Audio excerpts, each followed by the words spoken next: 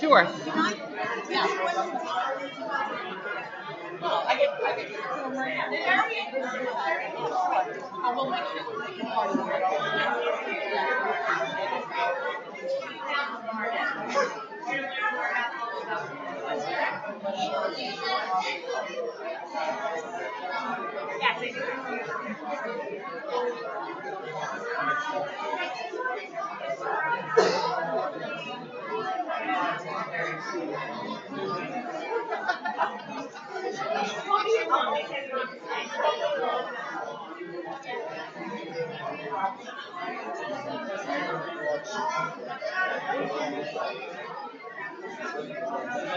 No, I didn't.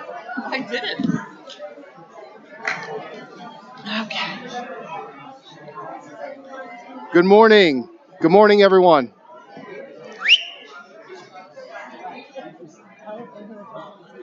Good morning and welcome to the April 28th, 2026 Hempstead Town Board meeting. Madam Clerk, will you please call the roll? Supervisor Ferretti. Here. Councilman Dunn. Here. Deputy Supervisor Gooseby. Here. Councilwoman Miller. Here. Councilman Muscarella. Here. Councilwoman Ryder. Here. Councilman Schneider. Here. Thank you, Madam Clerk. As is our custom here in the town of Hempstead, we will have one of our brave veterans lead us in the Pledge of Allegiance. Today we have Major Anthony Teleska of the U.S. Army National Guard. Anthony Teleska was born and raised on Long Island. In 1997, inspired by the call to defend and protect his country, Anthony enlisted in the United States Army National Guard. His time in the military coincided with the War on Terror in the aftermath of the September 11, 2001 terrorist attacks.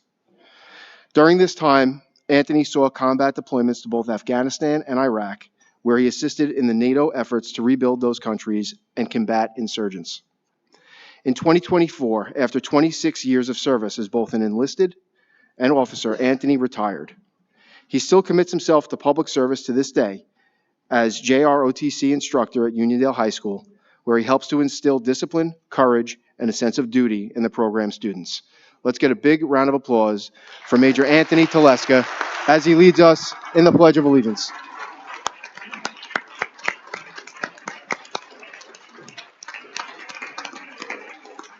Thank you very much for those kind words. If you can, please stand. Join me in the saying of the Pledge of Allegiance. I pledge allegiance to the flag of the United States of America and to the republic for which it stands, one nation, under God, indivisible, with liberty and justice for all. Thank you very much. Thank you, Major Anthony Teleska. One more round of applause for the Major.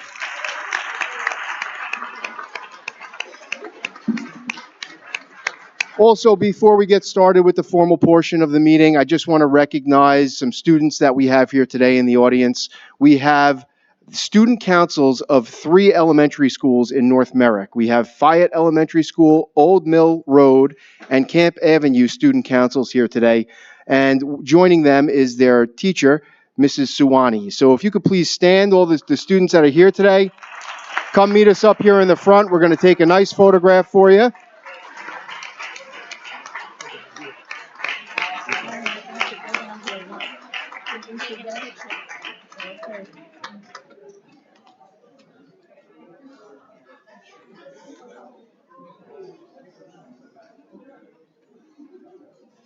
Back a little bit.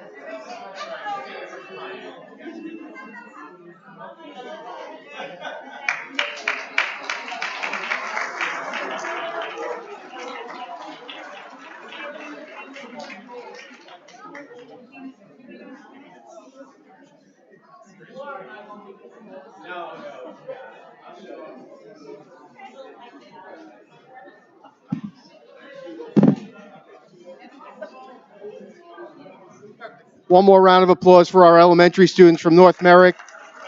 So important for you to come down and see how government works. Thank you so much for coming. Thank you, Mrs. Sawani. Time's up.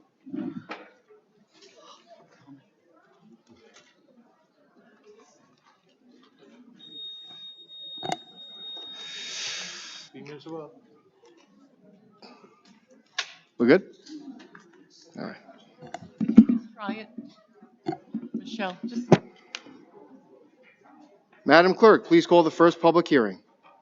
Okay, on our first public hearing of the day is a proposed local law regarding regulations and restrictions to limit parking in Belmore. Thank you, Madam Clerk. Does any member of the board wish to speak on this item? Any member of the public wish to speak on this item? May I have a motion? I move that we close the public hearing and consider the item. I second that. Supervisor Ferretti. Aye. Councilman Dunn. Aye. Deputy Supervisor Gooseby. Aye. Councilwoman Miller. Aye. Councilman Muscarella. Aye. Councilwoman Ryder. Aye. Councilman Schneider. Aye. Madam Clerk, please call item number 2. We have a proposed local law regarding parking or standing prohibitions in Baldwin, Belmore, East Atlantic Beach, near Island Park, and North Belmore. Thank you. Does any member of the board wish to speak on item number 2? Any member of the public wish to speak on item number 2? Thank you. Name and address for the record, please. Meta J. Maraday, resident of the world, and voice of overtaxed payers. As usual, since there's such a crowd here for some reason, but I'm among one of the usuals that show up here, just have the issue with regard to where this proposed law is going to be implemented in Baldwin. Ms. Capriola, good morning. Morning, Supervisor Ferretti, Deputy Supervisor, Town Board. Rob Capriola, representing Traffic Control. The no stopping here to corner that we're adopting is going on Grand Avenue and Parsonage Street for sight distance concerns. Okay, we have a number of site distance concerns on Grand Avenue. I'm just trying to understand how this particular site was determined as opposed to so many of the others. The residents from Parsonage Street wrote in a request to our department, and we went out there and reviewed the location. If you have any other locations you would like us to review, please let us know, and we'll go out there. Okay. We'll definitely talk between that and the lighting issues that we have on a number of town roads in Baldwin. We need to have a serious conversation before we have any other accidents or actual deaths near Grand Avenue. I thank you. You're welcome.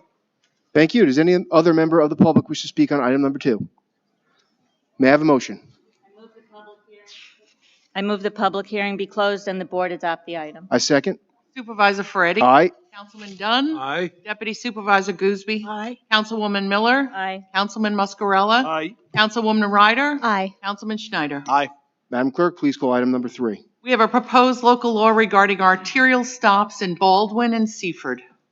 Thank you, Madam Clerk. Any member of the board wish to speak on item number 3? Any member of the public wish to speak on item number 3?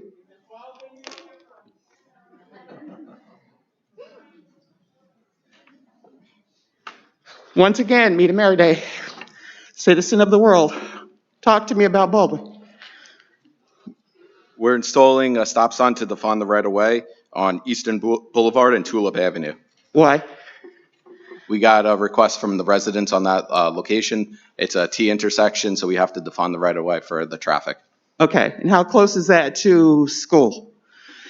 I think it's in the middle of, in between the school, that school zone area. Okay.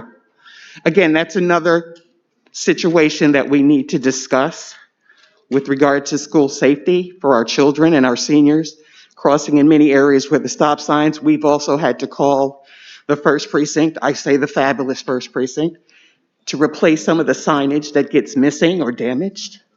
So I'm saying as we're getting into the summer, we really need to have our elected officials and those of you who do such a great job to reinforce these safety measures for our residents? Absolutely. Like I said, we'll talk after, and I'll give you my card, and you could give me the locations, and we'll have anything that's missing repaired and stuff like that. And we can reach out. Pull out a first map and precinct. we'll just red dot as we go along. How's that? Okay. Okay, thank you. Thank you. Any other members of the public wish to speak on item number 3? Okay, may I have a motion? I move number 3. I second that motion. Supervisor Ferretti. Aye. Councilman Dunn. Aye. Deputy Supervisor Gooseby. Aye. Councilwoman Miller. Aye. Councilman Muscarella. Aye. Councilwoman Ryder. Aye. Councilman Schneider. Aye. Madam Clerk, please call item number 4. We have a proposed local law regarding right turns only near Island Park. Does any member of the board wish to speak on item number 4? Any member of the public wish to speak on item number 4? May I have a motion? I move that the public hearing be closed and the board adopt the item. I second the motion. Supervisor Ferretti. Aye. Councilman Dunn. Aye. Deputy Supervisor Gooseby. Aye. Councilwoman Miller. Aye. Councilman Muscarella. Aye. Councilwoman Ryder. Aye. Councilman Schneider. Aye. Madam Clerk, please call item number 5. Proposed handicap parking on public streets in Baldwin, Elmont, Franklin Square, and Roosevelt. Thank you. Any member of the board wish to speak on item number 5? Any member of the public wish to speak on item number 5? Yes. Nita J. Meriday. Today, this is concerning for Baldwin and Roosevelt. Okay, for Roosevelt, we're installing the handicap parking in front of 75 Long Beach Avenue and 189 Babylon Turnpike, where there was a driveway expansion on Gormley Avenue for the Memorial Presbyterian Church. So we're moving over the handicap parking for the church at their request. And for Baldwin, 1 Rockville Drive in Baldwin. Okay, so the one at the church, you're extending their signage because they opened up the drive. Yeah, they made a bigger driveway apron on Gormley. Okay. And the handicap's in the middle of the driveway, so we have to move it over. Okay. And this was based upon a request from the church? Yes. Okay, so what about Baldwin? Baldwin was 1 Rockville Drive. 1 Rockville Drive. Okay. Okay. And again, as far as the process for residents who may need to know, because we do have a more senior elderly population and we're getting an increasing number of residents with physical challenges, if you can just go over the procedure for those who might need to get handicap parking for the loved one. Yes. So as long as they have a valid handicap permit through Nassau County, they send in a request to our department. We'll go out there, meet with them, plot where the signs go. We'll confirm that their handicap placard is valid through Nassau County, and then we'll have it adopted and installed in front of their home at their request. Okay. And we let them know ahead of time, though, that it's not just for them, it's for anyone on the street. It's not like a reserved parking spot. And do you also handle, does your department also handle the handicap parking for facilities such as this location where it was like bumper to bumper traffic for a number of people with handicap stickers who could not get a parking spot to come to this meeting? We handle the town parking fields, yes. Okay, so we'll definitely have to have a conversation about that. And then anybody else that was backed up in traffic in the parking lot with me, you know, feel free to say something. Okay, thank you. Thank you. Any other member of the public wish to speak on item number 5? May I have a motion? I move number 5. I second that motion. Supervisor Ferretti. Aye. Councilman Dunn. Aye. Deputy Supervisor Gooseby. Aye. Councilwoman Miller. Aye. Councilman Muscarella. Councilwoman Ryder. Aye. Councilman Schneider. Aye. Thank you, Madam Clerk. Please call the next public hearing, the proposed amendment of the Levittown Plan Residence District regarding lot coverage. Yes, that's a proposed amendment of Section 185 of Article 15 of the Building Zone Ordinance with respect to the Levittown Plan Residence District. Thank you, Madam Clerk. On behalf of the Hempstead Town Board, thank you to many of the people that are here attending today's public hearing on the proposed amendment of Section 185 of Article 15 of the Building Zone Ordinance with respect to the Levittown Planned Residence District. Levitt and Sons planned and developed Levittown post-World War II to provide an opportunity for young World War II veterans and their families to achieve the American dream, to buy a house in the suburbs at an affordable price. Recognizing the unique character of this modest community and wanting to preserve its physical character and maintain open space, in 1975, the Hempstead Town Board amended the Building Zone Ordinance to include the Levittown Planned Residence District, or the LPRD, which covers areas appearing on the original Levitt and Sons maps, those being Levittown, parts of Salisbury, Bethpage, Plain Edge, Seaford, and North Wantagh. More than 50 years has passed since the LPRD was implemented. The physical character of the zone has started to change. Namely, there's been a noticeable increase in the number of newly constructed large houses, even mini mansions, that have been built where modestly sized homes were once situated. Also, the LPRD allows for a larger building area, 30%, versus other residential zones where the permitted building area is 27.5%, which is attractive for the construction of larger homes. Let me be the first to say that change is not all bad. There are beautiful homes of, ladies and gentlemen, so I know many of you have not come to these town board meetings, so let me just tell you, everyone will get a chance to talk. Everyone can sign in and have their 3 minutes, but I would ask that you please do not call out while others are speaking, and we'll show you that same respect. There are beautiful homes of all sizes throughout the LPRD. However, I believe it's important to act before there is an overabundance of houses that overshadow the typical Levitt house and reduce or eliminate the number of modestly sized homes within the area, as was originally developed. Accordingly, the proposed amendment to the Building Zone Ordinance reduces the building area from 30% to 27.5%, which is the building area in other Town of Hempstead residential zones, in particular Residence B. It does not change the front, rear, or side yard or height requirements, does not change the lot area required for building, which is not less than 6,000 square feet, and does not eliminate anyone's right to request a variance from the Board of Zoning Appeals. In my opinion, the proposed amendment balances the preservation of the general character of the LPRD with the rights of the property owners. I look forward to receiving public testimony regarding this amendment. And unless any other member of the board has anything to say right now, I'll call the first speaker. Does any other member of the board have anything to say at this time? Okay, so if you have not signed in, please do so. I have numerous people that have signed in.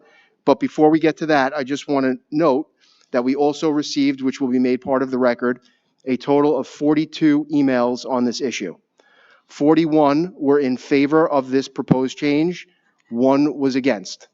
Those 42 emails will be made part of the record at this time. Additionally, I was requested to read a letter from the Long Island Builders Institute, signed by its CEO, Michael Florio. Dear Supervisor and members of the Town Board, on behalf of the Long Island Builders Institute, I am writing to express our support for the Town of Hempstead's proposed zoning amendments affecting residential development in Levittown, specifically the adjustment to maximum lot coverage. Long Island's housing stock, particularly in communities like Levittown, is aging, and much of it no longer reflects the needs, expectations, and lifestyles of today's homeowners. Thoughtful redevelopment is essential to ensuring these neighborhoods remain viable, attractive, and functional for future generations. At the same time, it's equally important that such redevelopment occurs in a manner that respects the character and continuity of the communities in which it takes place. We believe the town's proposed reduction in allowable lot coverage represents a balanced and sensible approach to achieving these dual objectives. By modestly limiting building footprint, the proposal helps ensure that new construction and substantial renovations remain in scale with surrounding homes, preserving light, air, and the overall neighborhood fabric that residents value. At the same time, it continues to allow for the modernization and replacement of outdated housing, which is critical to maintaining Long Island's housing supply and economic vitality. From a builder's perspective, clear and predictable zoning standards are essential. This proposal provides a reasonable framework that allows for reinvestment in aging housing stock while establishing guardrails that promote consistency and compatibility within established neighborhoods. Such an approach benefits homeowners, builders, and the broader community alike. We appreciate the town's leadership on this issue and look forward to continuing to work together to support smart growth and sustainable housing solutions. Sincerely, Michael Florio, CEO, Long Island Builders Institute. Okay, we would now like to hear from the residents. First to have signed in is Deborah Sanders. And if you could all, when you get up there, if you could just please give your full name and address, we'd appreciate it.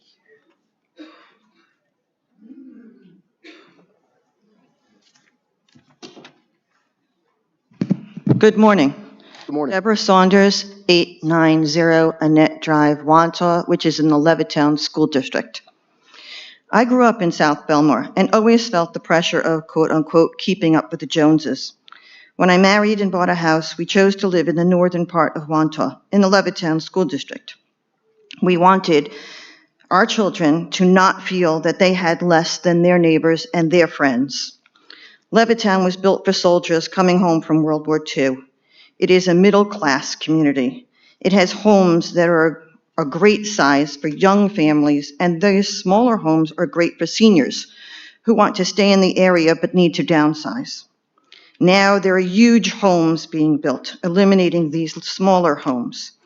Enormous houses are changing our community vibe, as well as raising the standard of living, making it unaffordable for my children's generation and the generations to follow. In addition, larger homes require more energy for lighting, heating, and cooling. Larger homes often have larger families living in them, as well as multi-generational families, which negatively impacts infrastructure as well as our schools. When people construct homes that have a larger footprint, they are eliminating grass, shrubs, and trees. This negatively impacts the environment. It affects the wildlife, such as birds, rabbits, insects, including butterflies, and it diminishes the amount of land that rainwater can permeate, causing flooding and more runoff. For these reasons, I am in favor of reducing the allowable size of homes in the Levittown Planned Resident District, so it aligns with the guidelines for other homes in the town of Hempstead. I think it's important that we preserve the community that we have. Thank you. Thank you. Next up is Rick Lockman.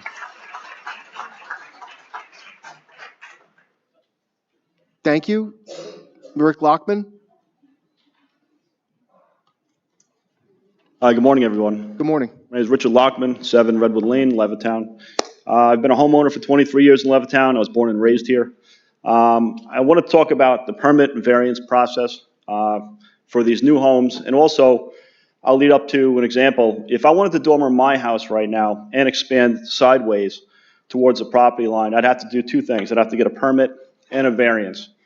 During that variance process, because I've actually been through this process back in 2006, I had to get a company to help me navigate that. And to apply for a variance, there was a couple steps. You had to get the permit, and then for the variance itself, you had to put an advertisement in local paper, or maybe today in media, to notify your neighbors, also via mail, notify the neighbors of your intent to build. And it would have details as to how close to the property line it would be. That process takes at least 6 to 9 months, if not 12 months, to happen, even for today.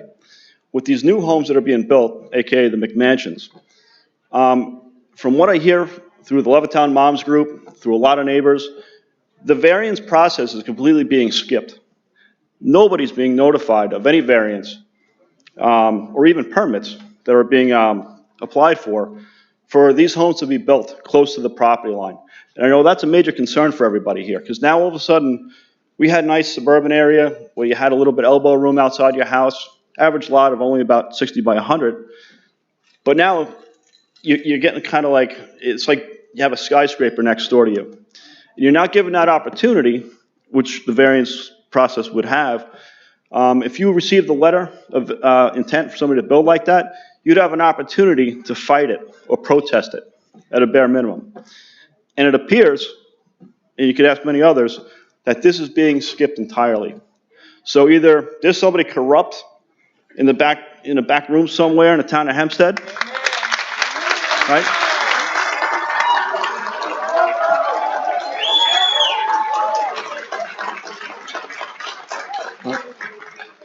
Because these builders are buying these homes, they're closing on it, and within 30 days, the house is being knocked down. How is that possible to get a permit and a variance process that quickly? Where after 30 days, now the foundation's poured. Then the framing goes up 30 days later. That's impossible if everybody's following all the rules. So somebody better wake up and start investigating what's going on. So on that note, can you please explain what the variance process is to the members of this room? Sure. So, Mr. Lockman, as you probably know, I became supervisor in August of 2025. Yes, sir. Congratulations. Thank you. And I read Levittown Moms too. I've seen it. And when I got it, came here, I looked into what's purported. What I can tell you is a lot of the things, and not all the things, and I'm a member of Levittown Moms, and I read it often, and a lot of good things are said on there. Some things are not accurate. So I can tell you with 100% certainty that everything is being done properly. The reason why you don't get often a letter or notice about an application for a variance is because these houses are being built as of right, pursuant to the code, and therefore you don't need a variance. And that is one of the reasons the board is entertaining this change today, because when these houses are being built as of right without even needing to go for a variance, quite often you're right, people don't know, because if there's no variance, then there's no notice. So that's one of the, we're hearing from the residents. We hear this as a concern. I understand. I live in Levittown. I know the houses go up. They're very large, right next to you. And we see that this is changing or possibly changing the character of the neighborhood, and we're considering addressing it. But the process is very simple. If you apply for a permit and your request is denied based on being out of compliance with the code, then you have an opportunity to go for a variance. That's the process. If you apply for a permit and your request and your plans are in compliance with the code, then you're not required to get a variance. So theoretically, if this was to pass, today you can go with a plan and request from the building department to build up to 30% of the lot. And if you request and your plans are in compliance with the code, you will get a permit. If this was to pass and you went with that same request for 30%, you would be denied and you would have an opportunity to go for a variance. That's the process. All right, thank you, sir. Thank you.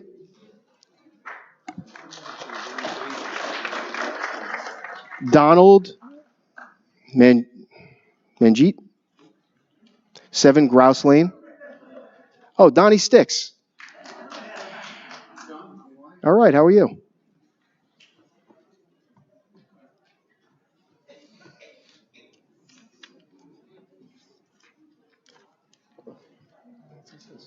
I don't have too much to say, but I do have one thing to say. So if you could just give your name and address for the record, please. Name and address is Donald Mangieri, 7 Grouse Lane, Levittown, New York. I've been living at the 7 Grouse Lane. We moved in 1962. I've been at that location. My parents, myself, own that house for 53 years. My problem is on Grouse Lane, on 23 Grouse Lane, and it was an identical house as I live in now as a ranch. I used to be able to go in my backyard, have a nice cup of coffee on a Sunday afternoon during a nice summer day, and now I see this thing. The sun doesn't rise. I can't see the sun until about 7:30 now, 8 o'clock. I see this big, ugly house. Looks like a bedroom for mine. That's the only thing that bothers me. It bothers me when I go down Jerusalem Avenue, near the East Village Green. I see this monster house. I go down Constellation. I see these monster houses. They might be the 30% or whatever the percent it is, but I believe Levittown is historic. It was built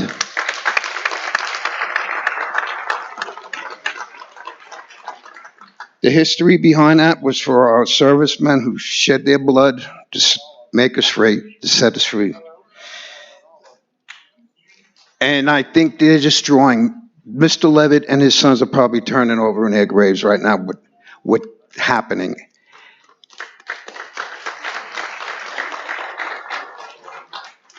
I'm not going to be around that many more. I did 70 trips around the sun, but I do have my nieces, my nephews. I don't have any children. But I just wish that the board can help the next generations to come to make sure that Levittown preserves its dignity. And that's all I got to say.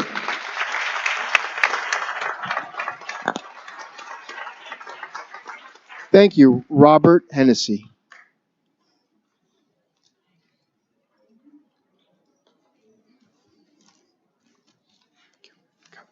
Good morning. My name is Robert Hennessy. I'm a lifelong resident of Levittown at 23 Coachman Lane. Good morning. I'm grateful to stand here among my fellow Levittown residents who share deep love for our community. As we all know, Levittown has been a beacon of suburban life since its founding, a place of modest single-family homes, green lawns, and a strong sense of community. Yet today we face a wave of oversized, out-of-character McMansions that threaten the very charm and balance of our neighborhood. These new houses infringe on the neighboring homes. Not only do they tend to block out natural light in our yards, but residents have a clear line of sight into said yards, even towering over landscaping used to secure our privacy. These new homes are also being set up with fully finished basements with exterior entrances, implying they will be utilized for rental income, further burdening the infrastructure, schools, and street parking.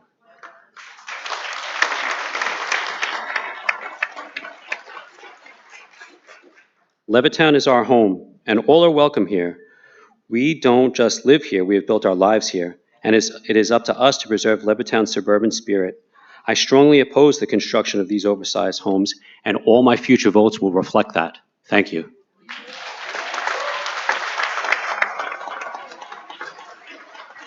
Thank you, Claren Klizis.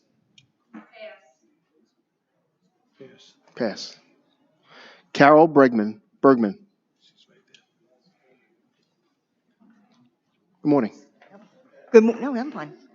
Good morning, Councilman Dennis Dunn, Supervisor John Ferretti, and Town Clerk Kate Murray. My name is Carol Bergman, and I reside at 51 Constable Lane, Levittown. Been there since 1976. This public hearing is supposed to be reducing the size of the plot from 30% and less. This is a picture of one of the houses that are being put up in Levittown. There was a 1975, there was a law passed called the Levittown Plan Residential District. A lot of people never heard about it. What it is the purpose of this Levittown district is to maintain the integrity of the original Levittown properties. It is now planned beforehand and still is a unified community. And any of these new huge houses will alter its residential character and decrease open space.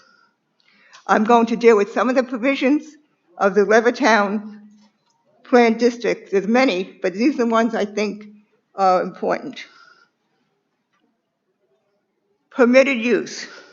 According to the article, the building may be altered or shared or used for the following purposes only. Single house or senior residence. Signs. No sign should be displayed except for a family or professional name with the address. If you look at all these signs, they have emails and they have phone numbers but no addresses. Another one, height. According to this article, single-family dwelling, no house should be greater than 2.5 stories or 30 feet. Building area, this is where you are trying to amend it. The building area should not exceed 30% of the lot. Front yards, the required front yard must match the average front yard depth of the buildings located within 200 feet of both sides of the lot, on the same block and on the same district. This applies to the average front yard depth within 200 feet opposite the lot. Side yards, single family should have 2 side yards. Thank you, Ms. Bregman. So are you, just so I'm clear, you're for this amendment or you're against it? Excuse me? You're in favor I'm of? against it. Okay, I'm sorry? I'm against the amendment. You're against the amendment. Okay. Thank you, ma'am. I think she's against the building. Okay. I think she's. Ms. Bregman, Ms. Bergman, I'm sorry. Cal, you're for us shrinking the size allowed. Correct? The size and the height, you're for us taking it to 27 and a half, rather than letting it say 30, so they can build the McMansions. Is that correct? But it's not just the size. They're talking about the side yards. They're talking about different parts of the whole community. It does not represent, like I just said, it does not represent Levittown, what it should have been when it was in We understand. 1948. Thank you, Ms. Bergman. Nivea Maldonado.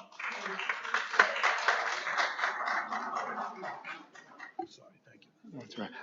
Make it part of the record.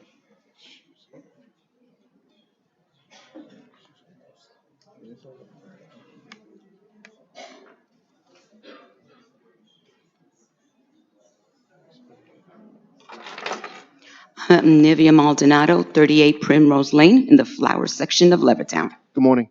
Good morning. I became a resident of Levittown in 1990. I have now 3 sons, born and raised in Levittown, that Honorable Hughes and many of the other people have attended their graduations in Northside, Wisdom Lane, and Division. My sons are now not able to live in this area. One of the things that my husband and I loved, and that's why we moved here in 1990. My son is a major serving our country in the Air Force. He can't live here. The reason that we came here is because it was affordable. It has this charm. And as a teacher, we talked about Mr. Levitt, and it was on the ELA test for the New York State. I'm part of the property owners of Levittown. I work with Quilters in the Park in Eisenhower. I organize block parties in our lane. I visited Pennsylvania, 38 Primrose in Pennsylvania, and 38 Primrosa in Puerto Rico. And it's a charming area. There are no mansions in any of these sites. But for the past couple of years, as I walk around and drive around, I have 7 huge mansions that are not part of what I saw with the charm of Levittown. Families are growing. Yes, we need extra room. And in 2003, I came to this place and got a permit, and I followed those guidelines in 2003 for my boys to have an individual room from the Cape to a colonial. We followed those guides. I think today they need to follow those guides too, to bring the charm back to Levittown. For now, I'm a senior and retired, but I want that for the next generation and the generation after that. Affordability and honor and respect informing us. Thank you. Thank you, Ms. Maldonado. Dale Burton.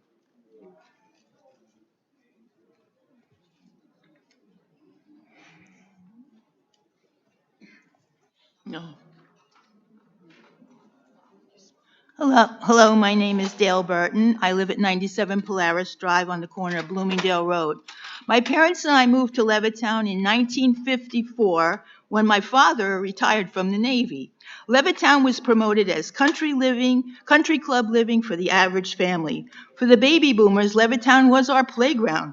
We were handed the world on a silver platter. In fact, in May of 1998, we even got to see William Levitt's estate in Mill Neck. He had a real mansion, not a McMansion, and he had 2 Levitt ranches built for his servants. Problems with the McMansions, I'm going to call them the new builds. The new builds are set up like 3 large units, 9-foot-high basements with private entrances and full baths, 10-foot-high, 1,800-square-foot main and second floors. That's 30% of a 600-square-foot lot, the smallest one. Many second floors are now being built with large balconies easily accessible by adding a staircase. Reducing the 30% to 27.5% is still 1,650 square feet per floor. That is more than 1,304 square feet of total living space, as many of our Levitt capes and ranches are. The larger the lot, the larger the new build. For example, on a 10,000 square foot property at 27.5, each floor could be as much as 2,750 square feet. New builds are too high and too close to property lines. Their windows are too high. This is very important. We've had this, people come to us. Adults can easily peer down into young girls' bedrooms. The new builds shut out the sunshine, the views of the neighborhood, and what used to be flowering trees. The new builds shroud kiddie pools, swimming pools, and vegetable gardens in chilly shadows. Levittown gets its water, as mentioned, from rainwater that seeps into our aquifers. The new builds interrupt that. Everyone needs plants and trees for oxygen. Again, the demolition crews remove all the trees. Levittown is zoned single-family residence. The new builds are built as multi-generational. This is a ploy to allow large groups of people to live in the oversized new builds. Multi-generational is precariously close to multiple family zoning. Housing and building inspectors complained of being understaffed and overwhelmed. This combination of increased density and little oversight leads to bumper-to-bumper parking, and the unspoken rule of parking in front of your own home, which separates suburbia from the city, flagrantly is ignored. Instead, we have leapfrogging down the road, spillover from other streets, homeowners searching for a parking space, leaving their possibly second highest investment, their car, parked out of sight and out of ring camera range. It is already happening in Levittown. Questions. Where are the school buses going to park? Where are the parents going to wait? How will cars get around? Oh, quite a few things like that. Thank you, Ms. Burton. Thank you. You've already submitted your entire comments. We have them, so we'll make them part of the record, okay? I'm not for or against, I'm for a moratorium on the new builds until they can be put on bigger properties. Okay, thank you. Gary Saven.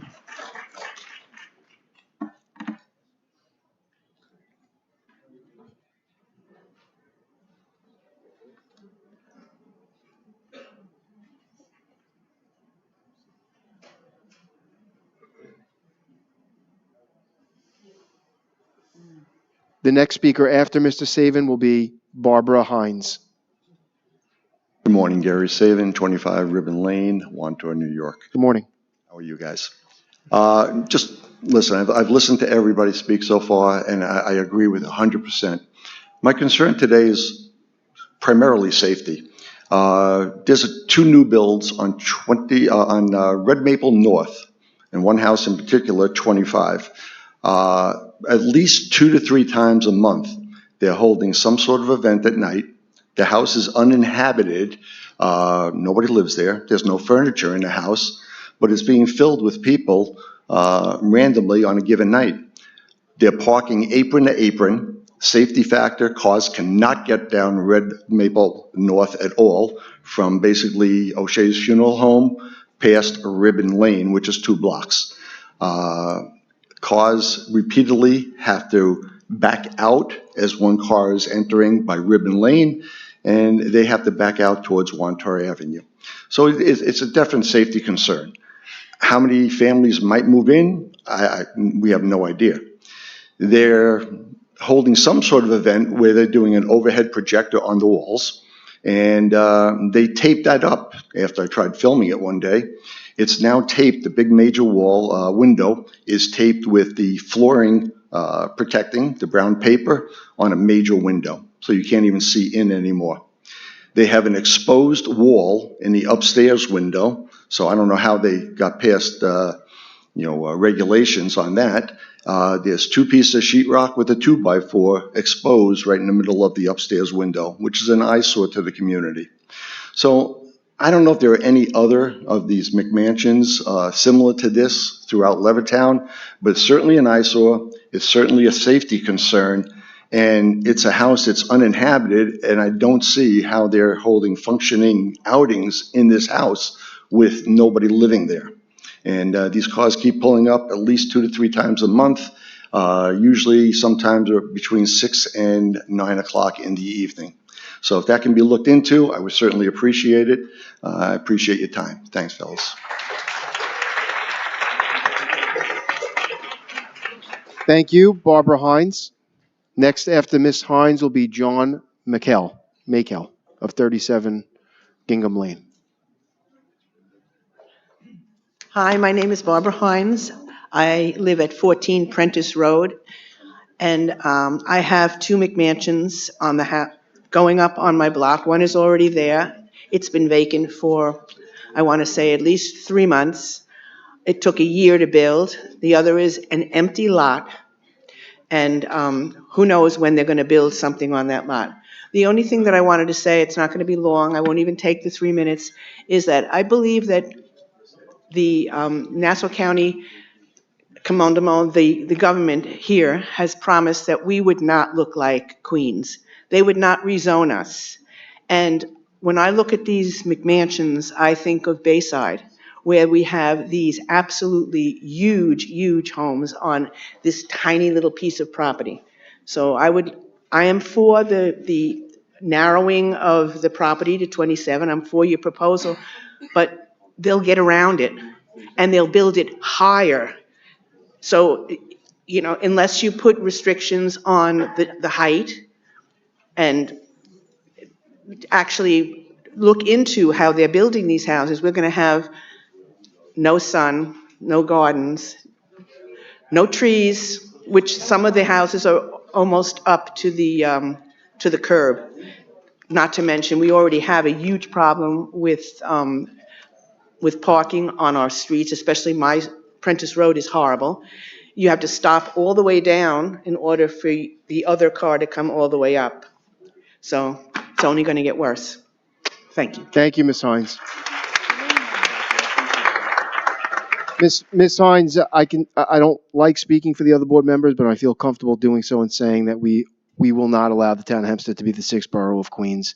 And in addition, well, I think we're all here today considering something that is a fulfillment of that promise. But that being said, you brought up height, and there are restrictions in height. A house cannot be more than 30 feet from the crown of the road. So there are restrictions in height, independent of this proposal today. Next up is John McHale. My name is John Minical, and I live on 37 Gingham Lane, Levittown, for 33 years now. And my question is, this new proposal from 30 to 27.5% is, I think, okay for a typical size lot. A lot that's 60 by 100 or something like that. There's a lot of properties in Levittown that have much larger property acreage, whatever it is. And those particular percentages could be producing much, much larger houses that belong in this neighborhood. So I think 27.5% may be good for a typical size lot, 60 by 100, but not for something that's much larger. And there's many larger plots in Levittown. Okay. Thank you, sir. Next speaker is Douglas Timmons, and after Mr. Timmons is Joseph Inciarano.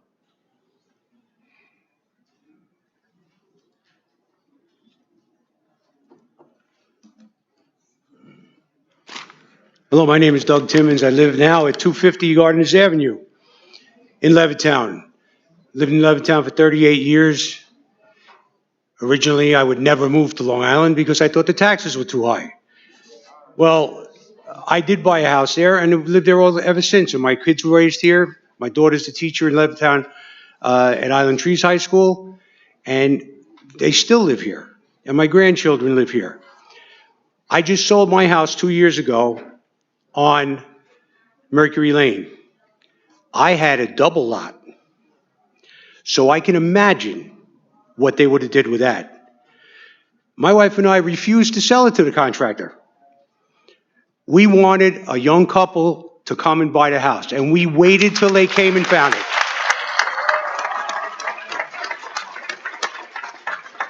That young couple now has a house. It's great. They're having a child. We are so happy.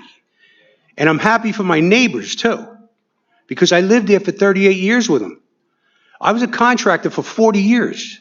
My problem is with this is really the footprint. I can't say I agree with reducing it, but 2.5% is nothing. It's the height that we're all concerned about. If the height is 30 feet, which I know 3 stories is, then that's the amendment we really need, is to reduce the height. Because every one of these houses are going right to the actual maximum. And the value. There's one on Sprucewood Lane they just built. 4,200 square feet. The average Levitt home with a dormer is 1,800 to 2,000 square feet. That price is $1.6 million and the taxes are $35,000. Nobody here could pay for that. Nobody. I could never live here. I'm glad I sold my house now, but I'm glad I sold it to a young couple, because I don't think they can ever afford it anymore, because these prices have been pushing ours up, which is, yeah, great for somebody who wants to move away, but it doesn't afford anybody to come here and live. Thank you. Thank you, Mr. Timmons, and I appreciate your comments. The one thing I'll just maybe disagree a little bit with is that this reduction is not significant. It's virtually a 10% reduction in the size. So I would classify this significant, but I appreciate the comments. Mr. Inciarano, and then the next speaker will be Matthew Koch. Good morning to you, board members. Good morning, everybody. If you could just give your full name and address, please. Sure. Joseph Inciarano, 26 Glazer Lane. 50 years. I'm going to go in a little bit of a different direction. World War II, blue collar, families, friends, relatives, grandkids, and our son that teaches in the Levittown School District. Miss Murray, Mr. Dunn, Mr. Ferretti. The reason why I am exposing you and asking you is because you know where I'm coming from. Division Avenue, Wide Line, Tuttle. These are Levittown names. My son is the head coach of Levittown Division Baseball. I bleed Levittown blue. He came to me the other night, and he's on his way to getting married in July, and came to me and said to me and my wife, I have to move out of Levittown, the place that he played, the areas that he played, the kids that he played with. Now tells me he's going to move to Massapequa. Why? Because they have baseball, they have football, they have all the sports, and all the kids on the block that he went up and down those blocks have all their basketball courts in the front, all of their soccer nets, all of their baseball equipment, all their basketball equipment. Levittown doesn't have much of that anymore. Levittown does not have that anymore. I wake up every day now and I look across the street at a mansion, which we're all calling a McMansion, whatever you want to call it. It's horrible. We need your help. You know, we know The only ones that are going to be able to help us do this are people that lived with their heart, soul, and family in Levittown.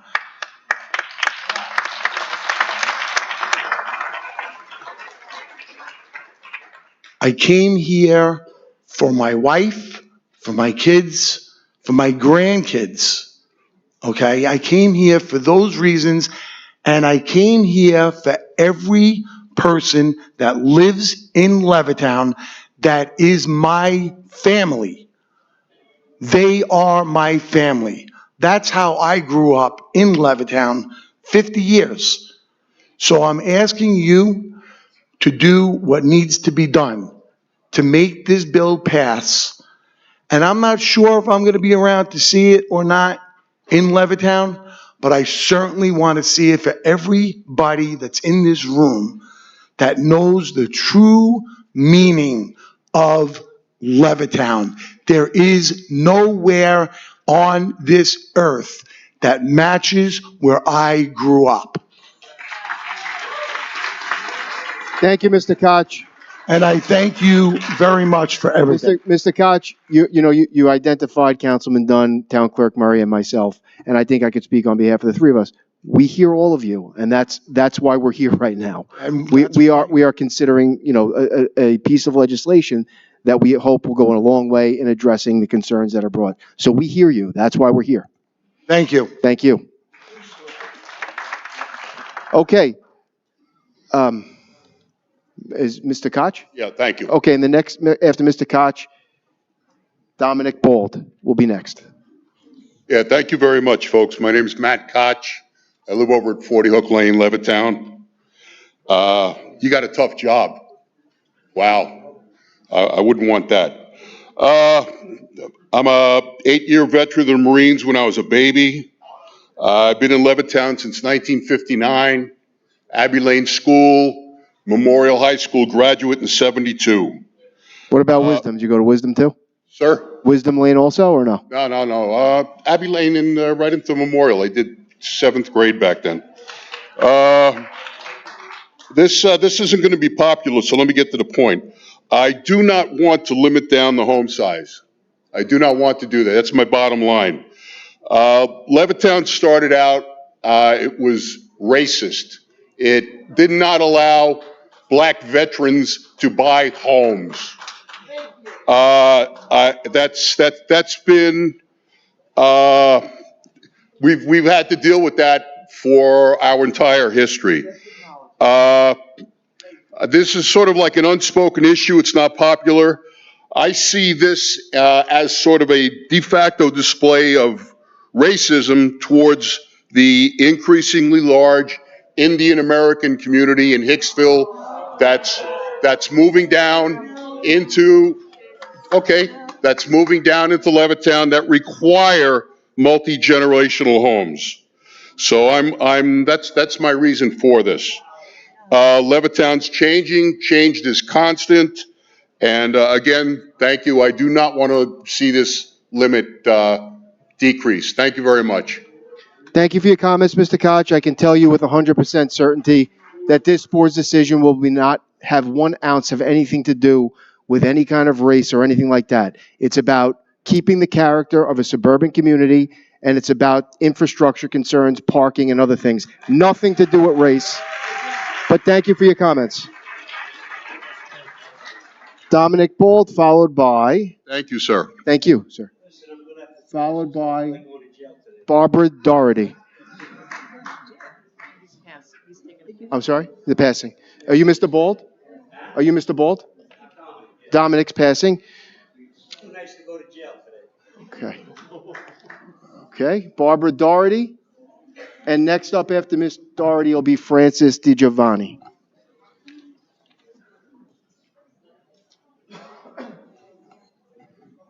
Hi, my name is Barbara Doherty. I live on 26 Polaris Drive in Levittown. Good morning.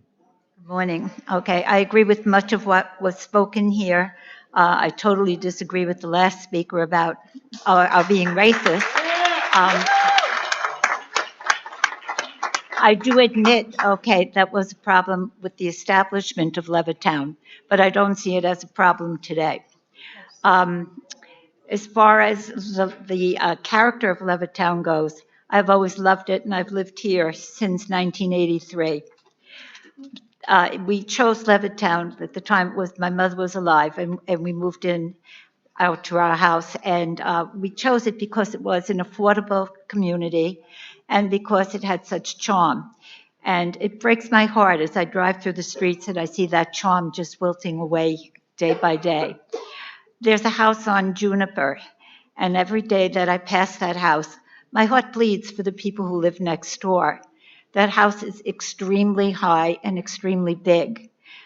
Those people have absolutely no sun, and there is so little room between their house and the house that has been built that their privacy has been greatly disrupted. It just breaks my heart seeing it. So I agree with most of what was said by most people who are here.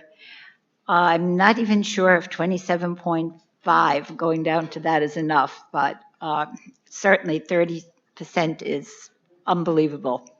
All right, so I hope that this committee will be able to do something to help the people who love Levittown so much. And thank you.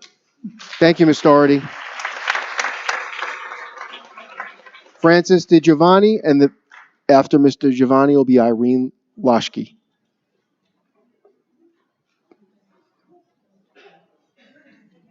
My name is Francis DiGiovanni. I have lived in Levittown for 70 years.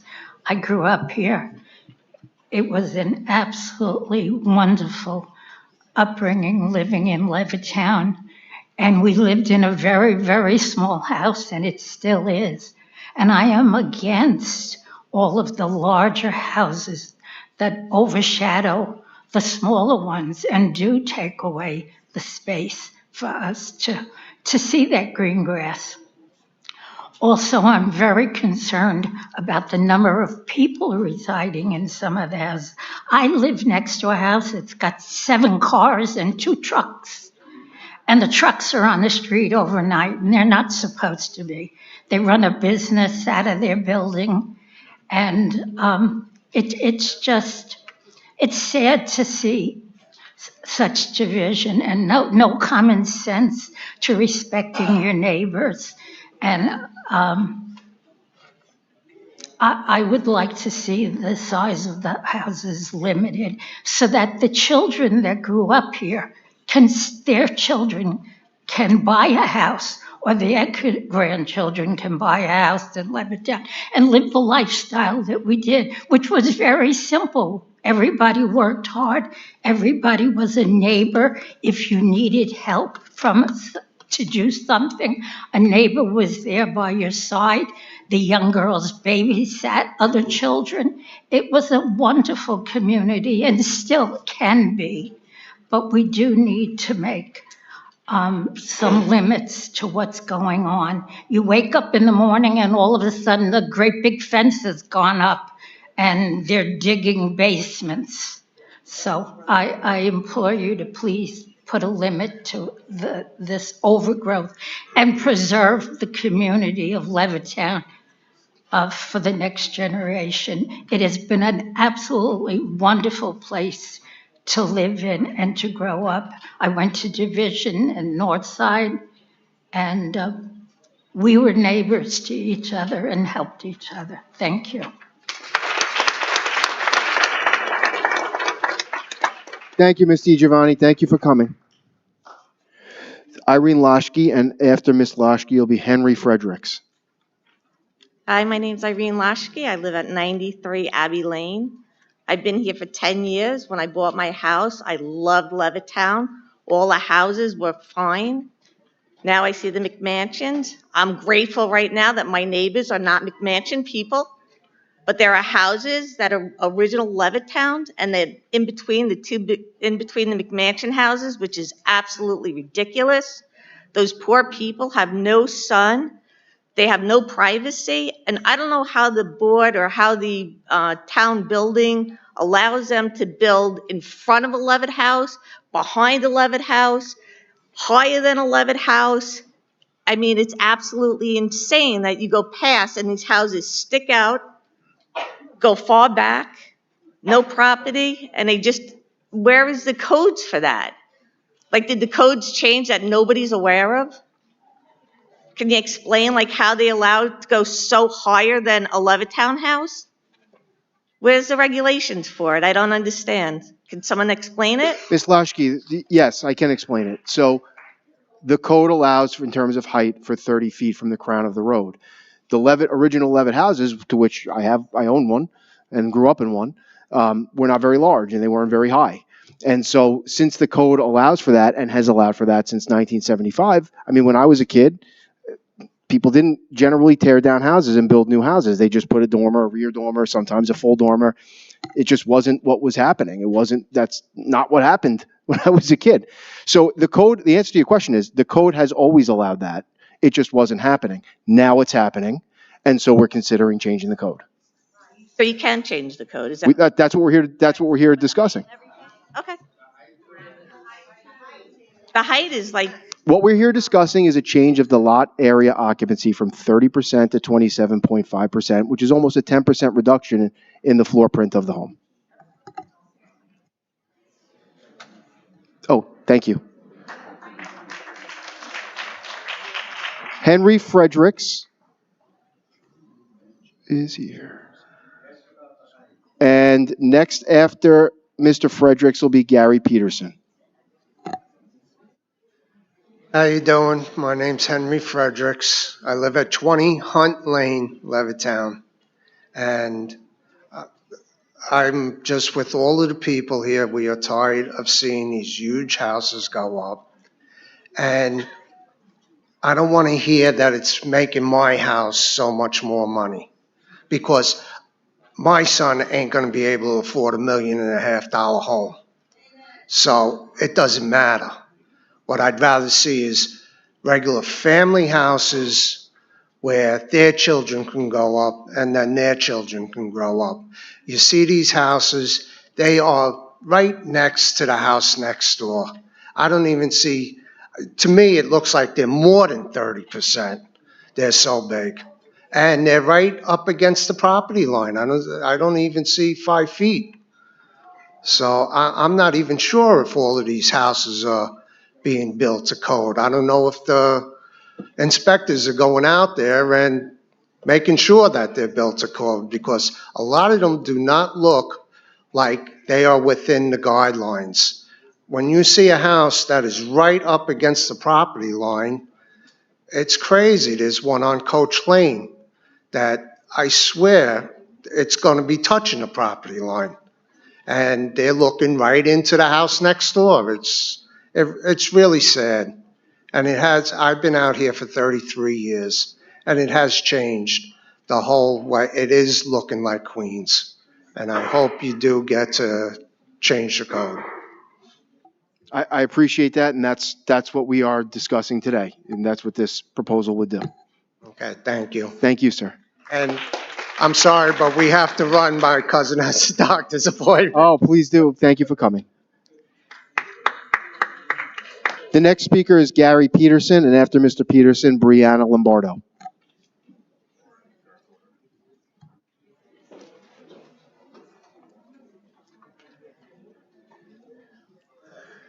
Hello, John Ferretti, Dennis Dunn, Kate Murray. I'm Gary Peterson. Good morning. I live at 62 Gun Lane in Levittown. We moved in there December 24th, Christmas Eve of 1954. I've been living in that house for 72 years.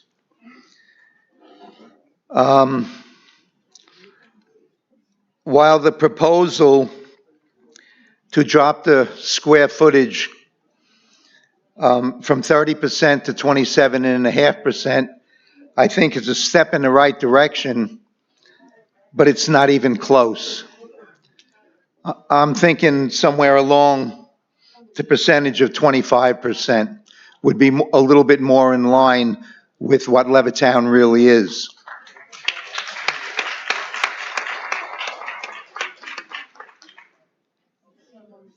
A little bit about my background. I grew up in Levittown. I went to Wisdom Lane. I went to Division for a year, and I graduated from Memorial High School in 1966. My two daughters, Jennifer and Pamela, they graduated from Division Avenue in Levittown. I stayed in Levittown simply because it was Levittown, a community where you were proud to live and proud to be and proud to bring up a family. While dropping the square footage of the property from 30% down to 27.5 is just a drop in the bucket. It drops a footprint of 1,800 square feet down to 1,630 square feet, which is nothing. That's not much of a reduction at all. That's not going to change the McMansions that are being put up in Levittown. And it's not just the square footage, it's the volume of the houses. One of the houses on my street on Gun Lane, 47 Gun Lane, in fact, a big McMansion. Those people that live on Ridge Lane, for instance, in the evening, they don't get any sunlight. And I can't see Levittown being like that. That's not what we are.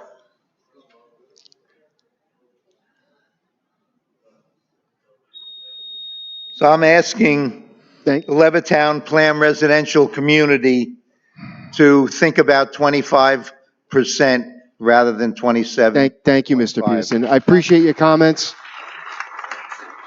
And as you know, I graduated with one of your daughters. But that being said, just keep in mind that 170 square foot difference that you referenced is on each floor. So it's not just 170 square feet, and that is roughly 10%. So although I appreciate your comments and I agree with you on almost everything you said, I do think this is a significant difference, and I do think it will have an impact on this issue if it is to pass. But thank you for your comments, Ms. Peterson. Brianna Lombardo, and after Ms. Lombardo, Syed Ifakar. Okay. Hello. I don't have a whole speech prepared, but I just want to let you guys know of a legitimate safety issue. Right next door to my house, they are building one of these McMansions, and they built so close up to my house that our fence is falling and the concrete is starting to cave in, and it's a legitimate safety issue. And I live in the apartment right up there, and I hear cracks in my house. So I just wanted to maybe open up some dialogue. What would you do if you were in my situation? Ms. Lombardo, we'd be happy to have you speak with our buildings commissioner in the back after your comments, and we can get your address and take a look at what's going on. I haven't personally observed what you're talking about, so I don't want to comment on that right now. But we'd be happy to investigate it and take a look at it. If you want to meet with our buildings commissioner, Commissioner Leo, right there with his hand up, yeah, we'll take your information and look into it. Okay. Thank you. Next up is Syed Ifakar, and following Mr. Ifakar, Marjit Singh. All right, my name is Syed Iftikhar, and I'm a resident of East Meadow. Sorry, guys. So there's a lot of tension in this room, and I don't want to speak against it. I agree that community should be heard, and concerns should be addressed. However, my point is the permits that have been applied for prior to this decision, whichever way it goes. What is the town doing about that, and why are those permits on hold at this point? The permits that have been applied for that would be out of compliance if this is to be passed will be determined after this is determined. So if I understand you correctly, you're saying that they will be retroactive as to they would have to follow the 30% or the 27.5? 27.5. 27.5. If this is to pass. If this is passed. So what about the people who already have paid for the design and all I'm a design professional, by the way, I should start off with that.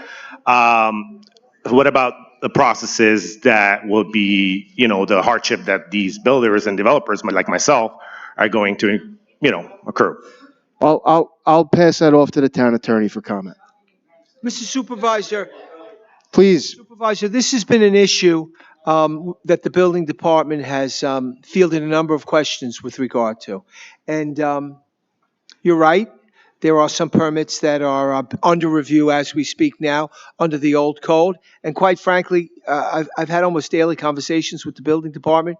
Most of the builders, developers understand the situation, and they are making the changes necessary to comply with the new law should it be passed.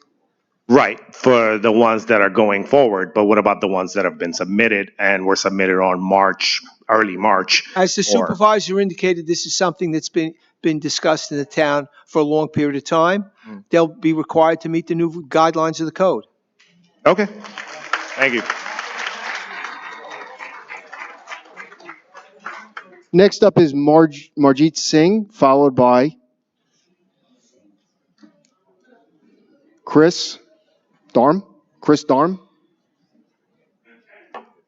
Haymaker Lane. Chris. Good morning. Morning. My name is Manjeet Singh. I live on 1 Shepherd Lane, Levittown. Good morning. My kids go into this community. My kids go to school here. They go to Island Trees. I have young kids. I have a 7-year-old and a 6-year-old. But also, I'm an attorney by profession. I'm a real estate attorney by profession.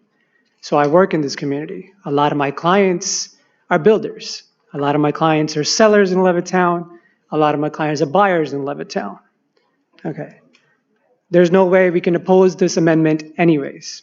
I'm not here to oppose it because opposing it is going against my own community, okay, which I don't want to do. I just want you to hear me on what I'm trying to say. I live in this community. I make a living in this community, okay? My kids I pay taxes here as well as everybody here. The issue that everybody is missing is that when this amendment was decided, there was no study done on how it's going to affect everything. Okay, there was no economic study done on how this change is going to affect the future of Levittown. If you haven't seen that Levittown is growing massively. A lot of new businesses are coming into Levittown is because there's a lot of new construction going on. People are moving into these properties, okay? I understand that people who have been living here for decades are here. I understand that. But the future is changing. The future is always going to change.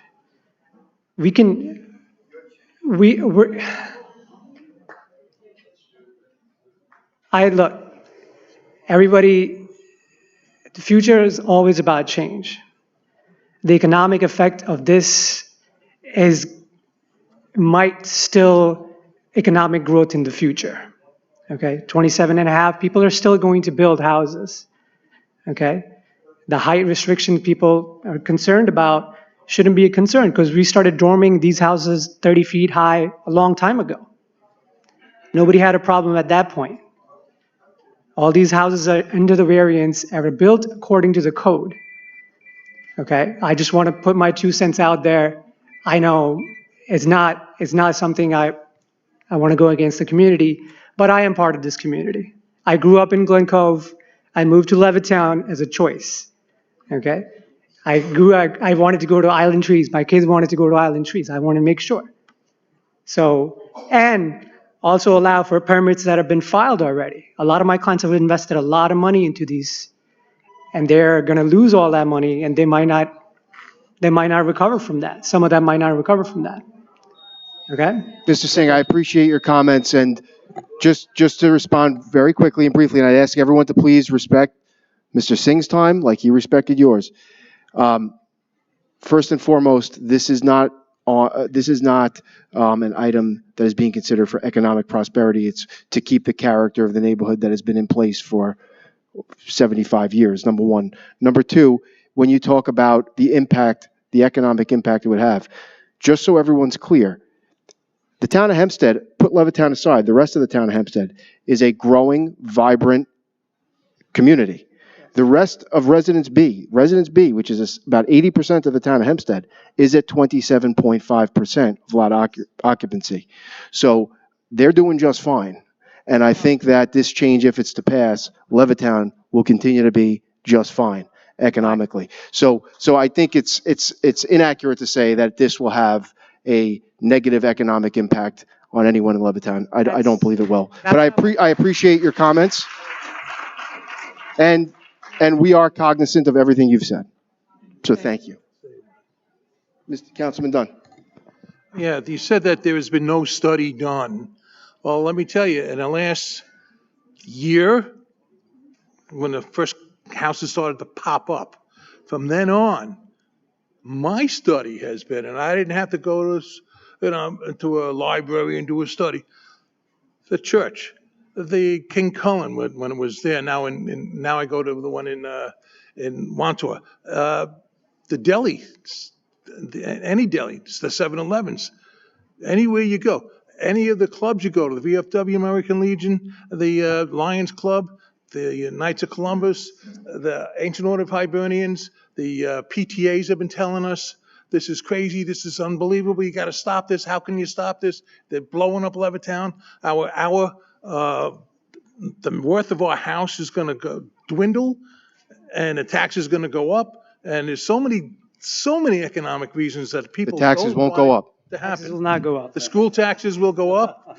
No, they won't. Not the town taxes, not the town taxes, but every one of the people that approach me, no matter where I go to the Little League games now, go to the high school games, and the people say, what are you doing about these monster houses? I can't see out my window. And you're complaining I can't make money on Levittown. Well, you know what? Levittown was built for the starter houses for people so they can build a family. And a lot of us didn't want to leave. I've been here since I was 21 days old. June 1st, 1950, we moved into Levittown. I'm coming up into my 76th year in Levittown. I'm not leaving because I love the place. And you think that I need a change? I love the place the way it is. I'm not saying how I'm going to vote because we have a lot of tweaking to do, and we're going to make sure that the people I grew up with, I went to Northside School, I went to Laurel Lane when it was around. I went to Division Avenue and all the local colleges, Hofstra, National Community College, Hofstra, CW Post, and you know, this is my home. And these are my friends and my neighbors. We're going to do what's right for them, not some investor. So that's what we're here. I agree. Thank you, Councilman Dunn. Chris Darm. Okay. Thank you. Thank you, sir. Chris Darm. And the next speaker after Mr. Darm will be Amanda Malaysia.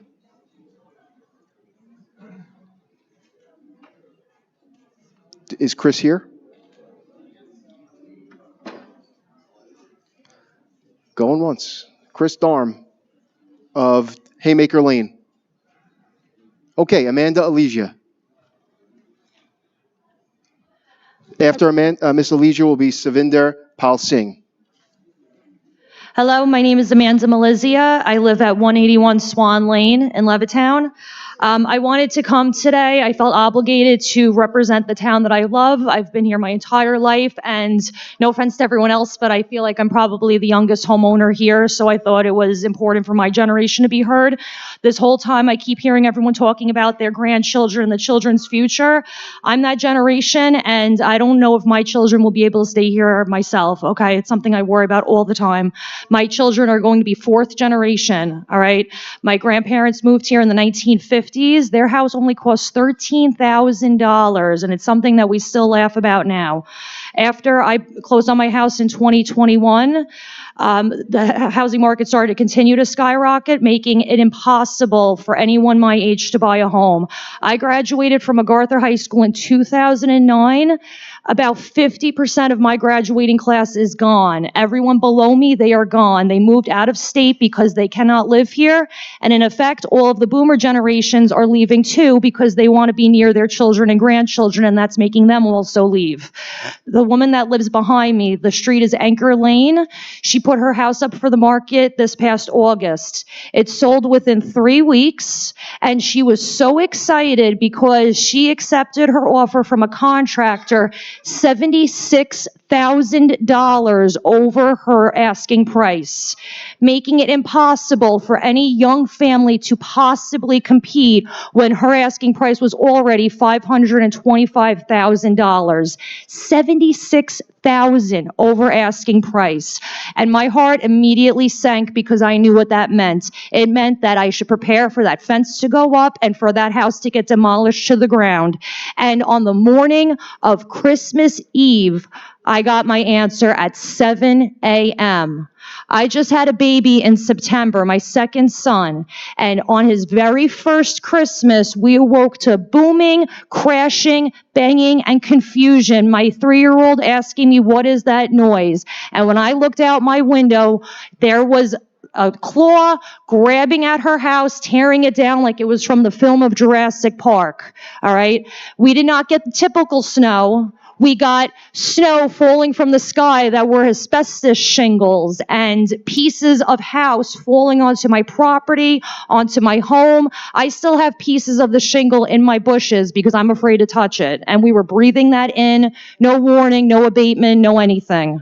And I don't know what the long-term causes of that are going to be, but it's not fair. And where this new house started to be built, I could take a classroom ruler against that side to the poor person next door's fence. And that is not 5 feet. They're getting variances. They're getting approved. Thank you, Ms. Malaysia. And Thank you.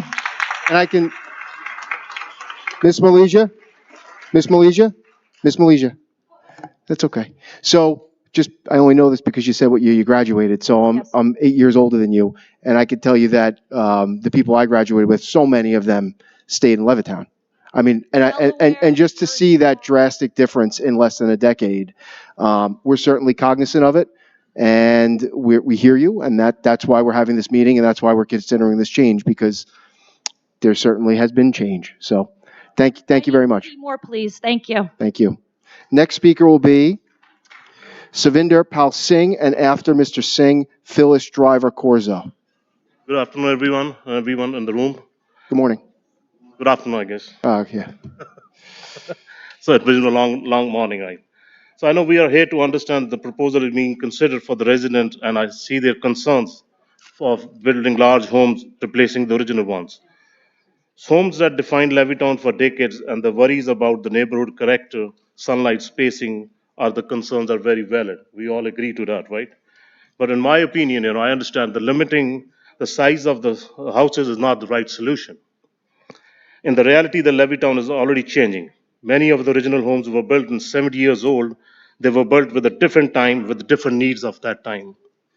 And one of the biggest changes that we see nowadays after the COVID, the corporate world and the business world has changed. More and more people are working from home now. So for that, either full-time or part-time, homes are no longer just a part of a place to live. They're also places to work, study, and run their daily life. The original Levittown homes were never designed for that. They don't have the decided dedicated space, quiet areas, and flexible layouts. People are often working from the kitchen tables and sharing limited spaces with others. Larger homes help solve this problem. They allow work from home offices, multiple workspaces, a better quality of life, family balancing from work and responsibilities. This isn't about luxury. This is about practicality and adapting the modern life. And the demand is clearly high, as economic effect might be there, but Levittown is still very desirable. People want to come, live there. They enjoy that community very well.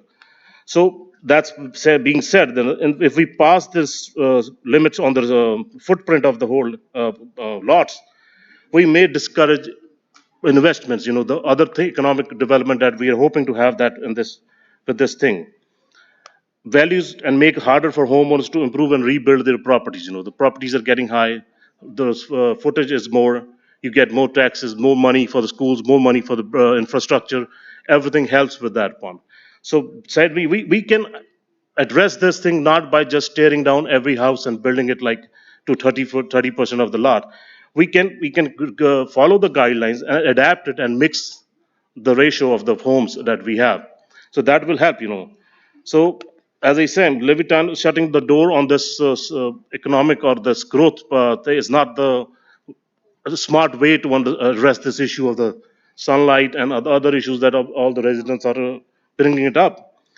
Levittown, I would say that Lebanon itself has been a bold idea. Things are changing, and change is inevitable. No matter what's the law of the nature, it's going to change. New communities going to move in, new designs going to come up, and the character that we are talking about is not always by the size. The character of the community is by the design. More energy efficient homes, right? Thank you, sir. Okay. Thank you, Mr. So I Singh. hope you understand. The next speaker is Phyllis Driver Corzo, and after Ms. Driver Corzo, Ajima Squeagy. Hi, my name is Phyllis Driver Corso. Live at 728 Gardens Avenue. Good afternoon. I've been here since 1981, and there's a big change just in traffic alone. When I first moved here, there would be 2 or 3 cars at a light. Now it's all the way up the block. So just, and then these McMansions, forget it. I raised 8 children, and none of them can afford to live here.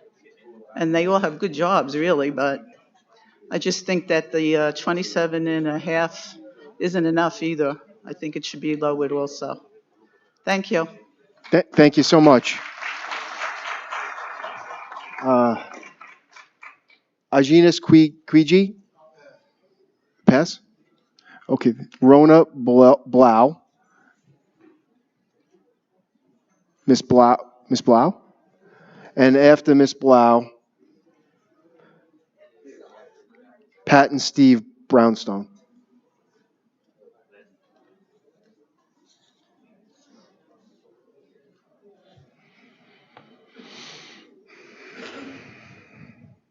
Hi, my name is Rona Blau, and I had no intention of speaking today. And after all of I live at 137 Springtime Lane West in Levittown, and a fence just went up diagonally across the street from me. So I suppose I'm going to be living with this very shortly. I am in the first year of the baby boomers that turn 80. I moved here when I was a year and a half. I saw everything. We had a shop in Hempstead. I saw Mays go up. I went to Summit Lane as it was being built, and I was the first class to go through from Summit through Division. So now you know how old I am. I love Levittown. I moved back to Levittown to be near my mom while she was aging in her home.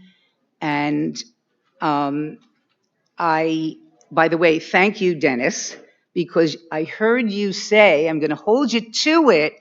You said you are going to have a lot of tweaking to do. So I do hope you tweak some of this bill a little, because I am really objecting to the height of the houses. The height, I understand change, I understand modernity, but they're just too high. And of course, we've already discussed the fact that they go up to the street. It's like a hotel. These things are just ridiculous. I know that we need to come into the modern world, but Levittown is a very special place. We have a place in history. We do, and I think it needs to stay that way, and you need to tweak it. Another thing, I hear the scary word, and they can apply for a variance. That's scary because the variance could wind up being high and low and wide and whatever. I think that needs to be addressed. Maybe the variances need to be limited. And somebody mentioned something really scary. We have Levitt homes that are built with asbestos. Are we addressing, when they're blowing these houses out, the asbestos that's blowing into the neighborhood? We have enough cancer in the neighborhood. I wonder if you can address that in some way. When you put in a new floor in a house in Levittown, you got to get all these rules, and they have to come with tents. And, we have to do things, but you can blow a whole house up and and this poor lady has asbestos hanging in her trees. I wish that the board could address that in some way and have some scientists come and maybe think about it, because that's, all of us really do need to worry about that. Thank you. Thank you, Ms. Blau. Pat and Steve Brownstone are next.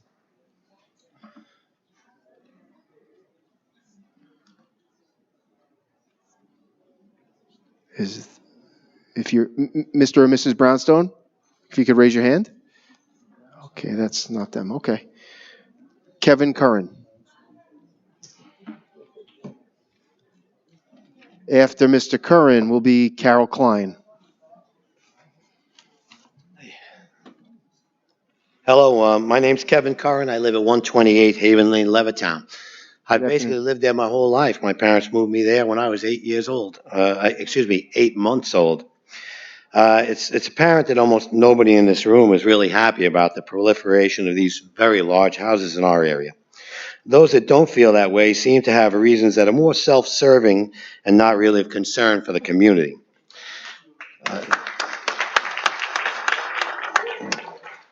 27.5% is a good start, but I think this topic needs to be examined much further than that.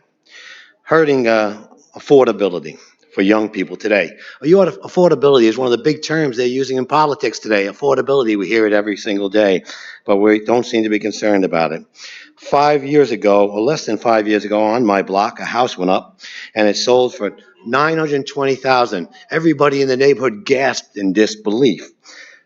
Now, typically, these new houses are selling for $1.5 million. In order to buy a $1.5 million house, if you could put down $300,000, which is an astronomical figure, you'll have to pay $7,000 a month for your mortgage plus, okay, and then the taxes. So affordability is a huge thing.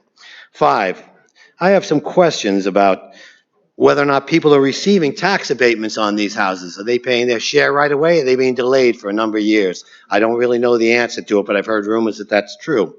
I'd like to know how many houses have been built, knocked down and built in the last 5 years, and I'd like to know how many builders are involved.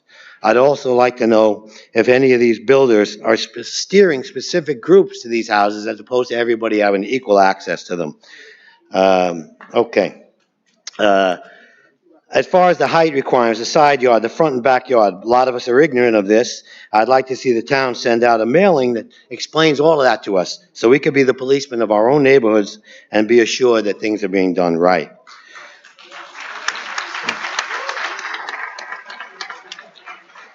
Now, I'm going to cite a specific house, because there's many I've taken pictures of, but on Coach Lane and the corner of Coach and Sandy, there's a house I saw.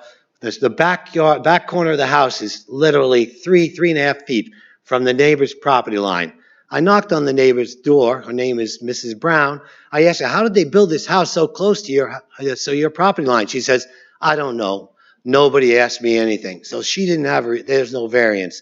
I taken pictures of this. There's virtually no backyard on this house. There's a rear entrance to the house for the basement.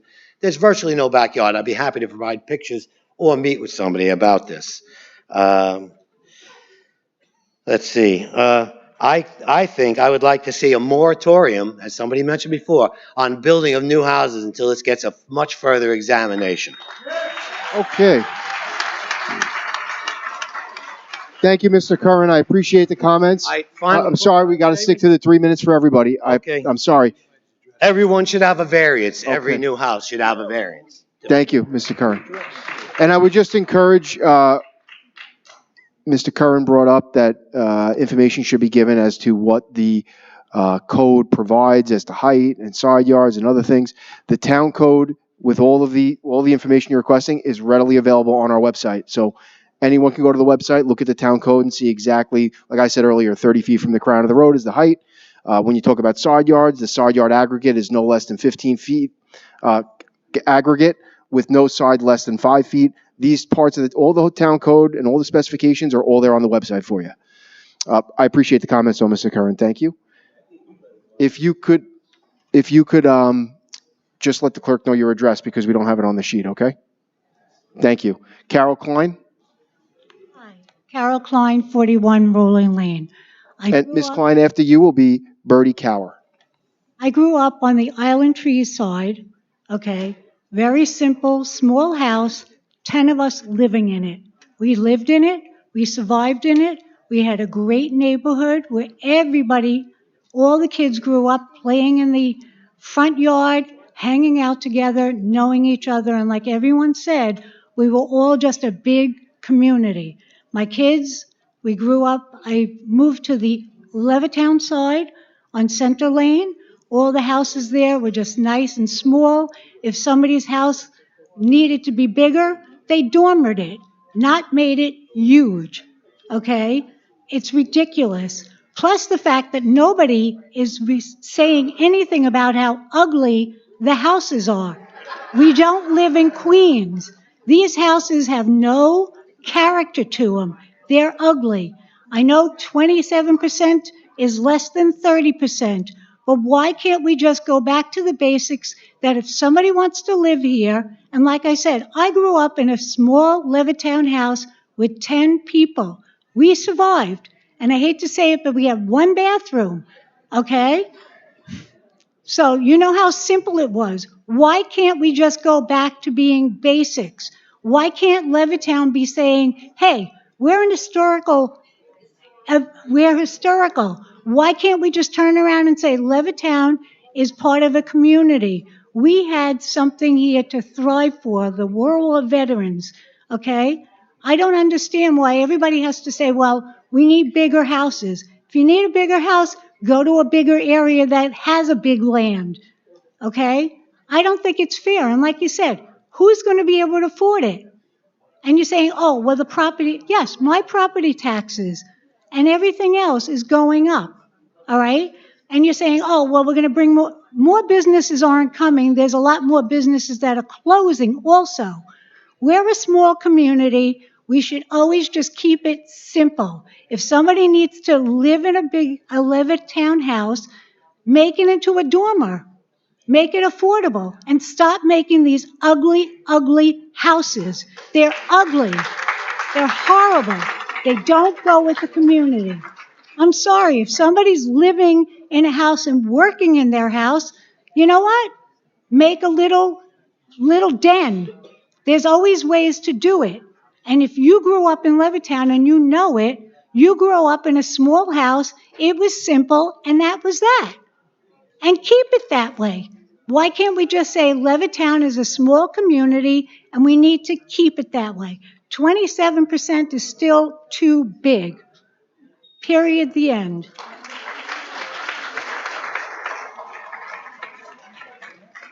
Okay. Was that Ms. Cower? That was Cower. Okay. Bertie Cower. And good afternoon. And Sarah Manjon will be next. So I'm just going to start by saying I think so many of us are so focused on the idea of houses, building sizes, all that stuff. I think we've all focused on the idea that Levittown is a community. I think it's fair to say that I'm one of the youngest people in this room. I'm born in 2003. I'm a part of that next generation. I'm a part of that generation you want to preserve this community for. But I also understand that how building bigger has been essential for so many communities. I understand when you say these houses are ugly, but they're ugly to you. They're homes to people of my generation. They are. I know it's hard to understand that people are affording it. I know it's hard to understand certain things. But I think in doing all of this, we've lost the fact that I've had people walk up to me to the construction sites that I'm developing, cursing me out, saying very racist things.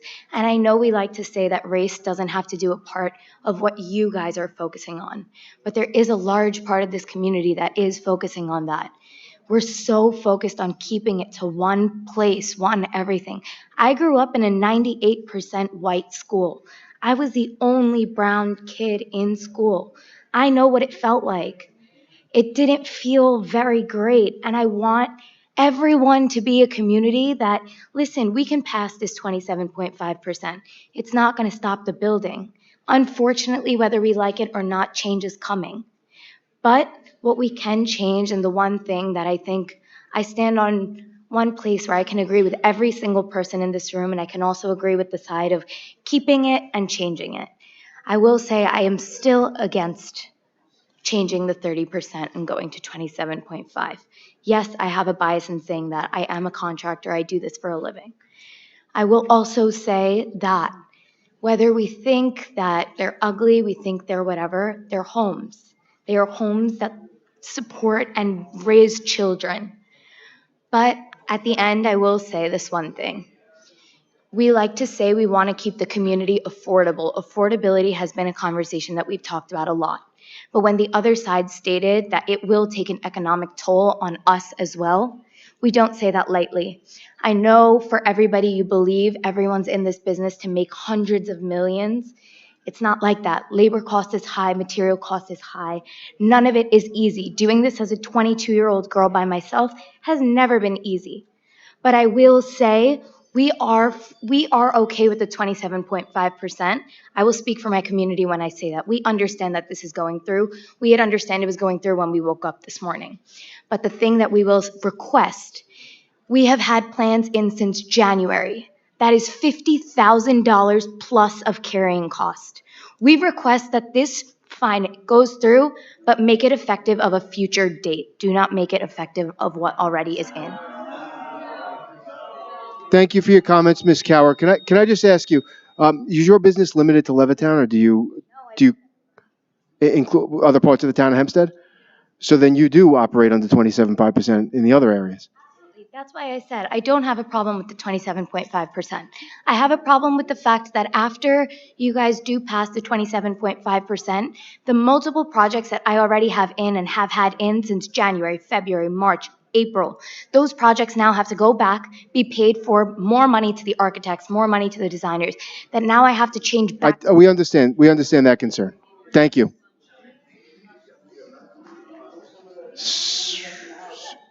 Sarah Manjon. Sarah Manjon. One last time, Sarah Manjon. Ilya Stanchfield. Ilya Stanchfield.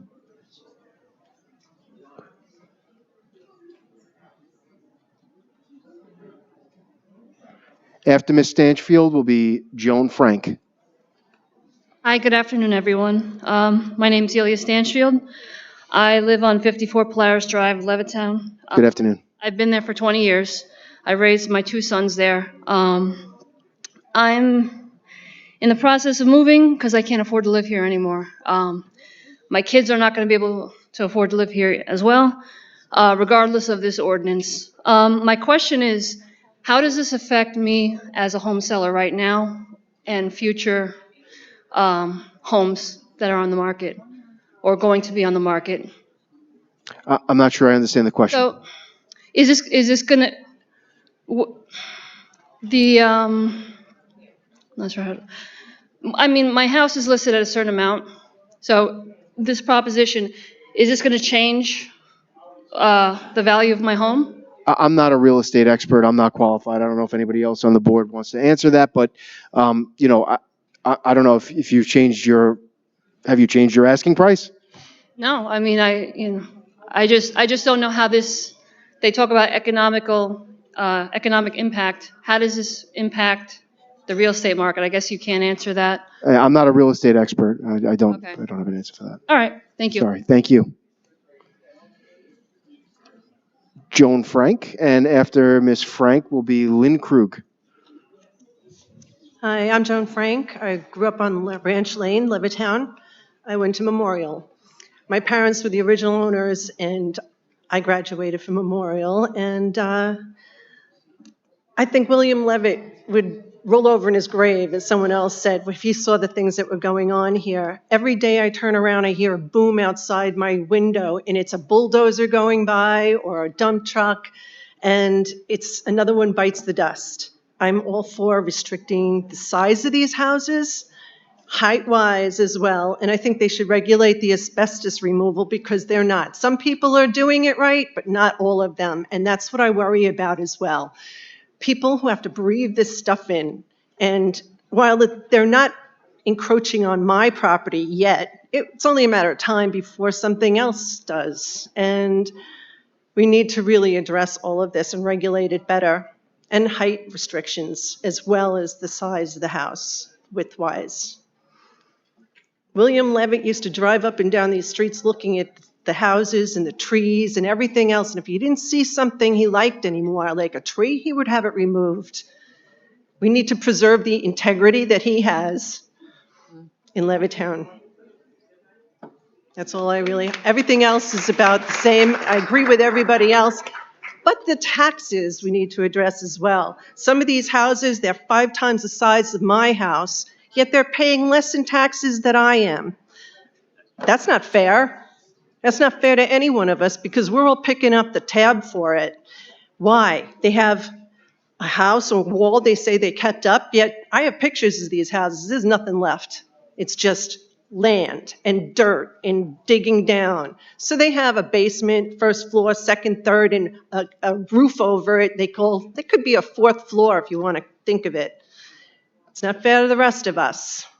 It's not. That's all I really have to say. Thank you for your comments, ma'am. And that's why we're here today, to address these concerns. Thank you. Next up is Lynn Krug. Following Ms. Krug, Pamela Korn. Good morning, or good afternoon. Okay. The reason I live in Garden City, I'm a member of the Architectural Design Review Board in Garden City. And I also own a house in New Suffolk. And we face some zoning problems out there that the community rallied against. And we stopped a build on Cutchogue Harbor where the plot did not even meet the minimal zoning. The Southold trustees went after this guy and they denied the permit, even though the ZBA approved it. But I'm here to say I'm in sympathy with the people in Levittown. Sitting in Garden City on the Architectural Review Board, we've come across a lot of problems, and Mr. Muscarella must know about these. We had to put a moratorium on the subdivision of properties. We are also rewriting our code to reduce the size of houses because, like everyone says, you can't see the sun. And I'm experiencing it right next to my house. I wasn't there on the ADRB meeting when that property was approved, but I understand what you all are going through. And yes, your taxes are going to rise. Why? Because your assessment is based on recent sales in your community. So, with that said, we need to get the Nassau County assessments fixed. I'm sick and tired of paying an agency empire tax reductions to reduce my assessment every year. Okay? And I agree that Levittown is a historic community. I had my husband's grandmother live there, so I know the community pretty well. And I think, these monster houses are ridiculous. You also need to be aware of, and this should just not apply to Levittown, look at what happened in West Hempstead. Those apartment buildings by Westminster Nursery are outrageous. We have queens in the town of Hempstead. And I really think this board needs to put a moratorium right now in place because this whole thing was not well thought out. You need to have codes, you need to have specifications, and you have to stop the flippers who come in. They do substandard work. I've seen it in Mineola. The same guy wanted to do it in Garden City, and we wouldn't allow him to take a corner property and subdivide it because that affects the community, the character of the community. So stand strong, keep on coming to meetings and protesting.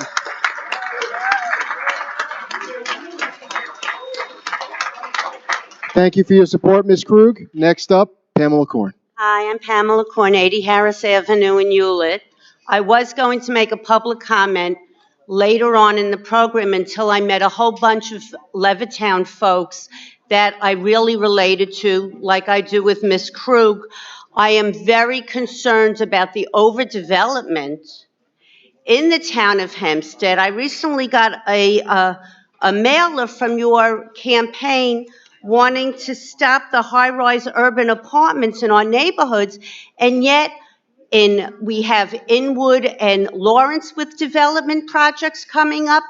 Oceanside, you can't even go down Atlantic Avenue. We have luxury apartments there that are unaffordable for our young families. Long Beach, we have the projects going on by the Long Beach Bridge with West Hempstead, that disaster. I'm a senior. I'm looking to downsize my home. I called up an apartment rental in Westbury. They want $9,000 to $11,000 for rentals for a 3-bedroom. So what is being put up is unaffordable for young families and for us seniors that want to downsize. So I really do feel for the Levittown families, understanding about the cost of what's going up. And I'm seeing it throughout town of Hempstead. And Mr. Ferretti, it's on your board's watch. I mean, I'm getting campaign mailers about Governor Hochul, but this is going on now in the town of Hempstead, and I don't understand why all these projects are being approved. Okay, so let me respond to your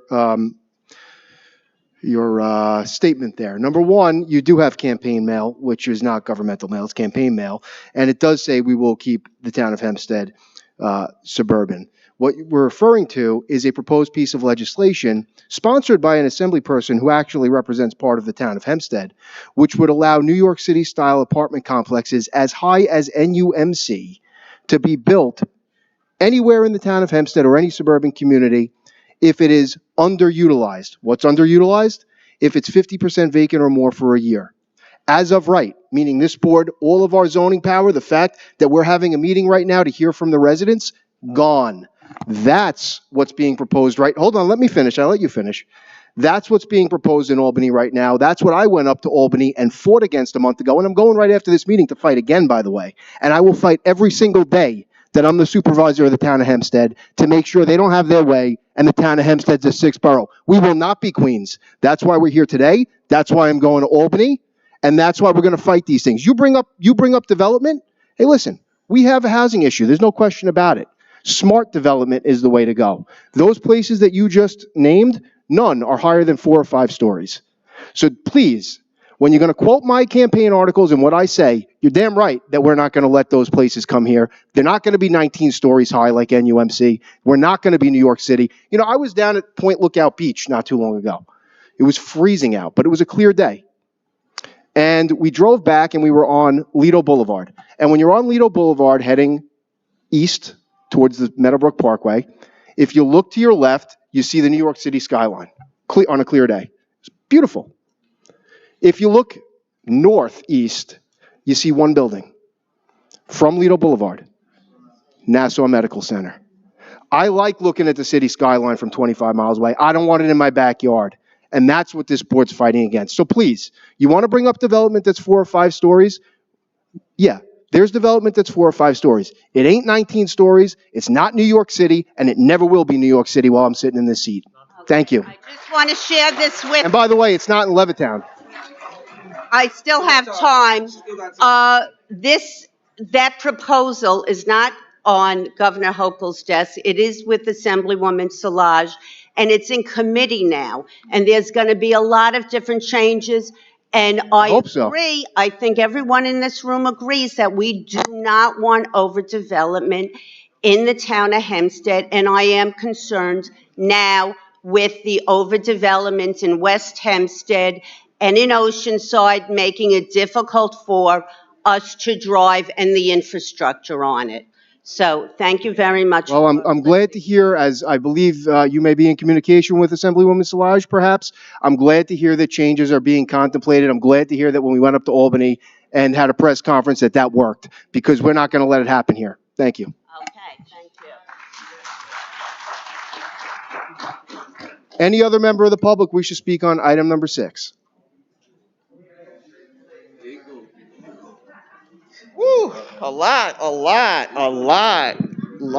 Mita J. Meriday. Another historic, child of another historic location, proud to be born and raised in Roosevelt. Historic. Levittown, yes, I love the opening about Bill Levitt and Bill Levitt spinning in his grave and all of that. My great uncle, Robert Meriday, who was one of the first minority business owners in Nassau County, town of Hempstead, he worked for Bill Levitt. He built Levitt homes in Levittown, New York, and Levittown, Pennsylvania, but couldn't live in either location. So that's an issue that resonates for me. Do I want to have 4-story homes? And let's put it this way. Some of you need to tour some of the parts of Queens that you're so quick to talk about that this isn't going to be Queens. And there are certain communities in Queens that, again, are also historic, that have trees, that have variances. So let's not just look at it like we don't want this to be this place or that place. Everybody wants their hometown to keep certain characteristics, and they also want a hometown or a location where their children can live. Some of you already have those accessory domestic units that you were fighting the governor about, so don't get it twisted. But if you're going to put a moratorium on housing, if you're not going to allow for those buildings, those developers to make those adjustments, give them the satisfaction of knowing that they were going in good faith with one particular requirement, and then you're going to pull the rug. Trust me, you will have an additional list of what they call, between the town and the county, those compromise and settle lawsuits.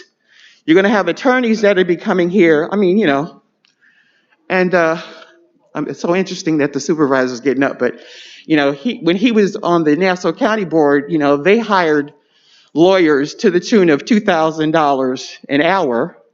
So they don't mind utilizing your resources where necessary. And as someone pointed to me when I was sitting there, they were approving the Sands development that would have impacted communities like East Meadow, Uniondale, and Hempstead, where we already have water issues. The buildings there were going to be, let's say, taller or as high as the medical center. So yeah, rally, do what you need to do, but don't just come out here on a one-trick pony or one issue. This is the $2 billion budget operation here. Speak up early and often. Thank you. Thank you, Ms. Meriday. By the way, our budget's not $2 billion. In any event, any other member of the public have anything they would like to discuss with item number 6?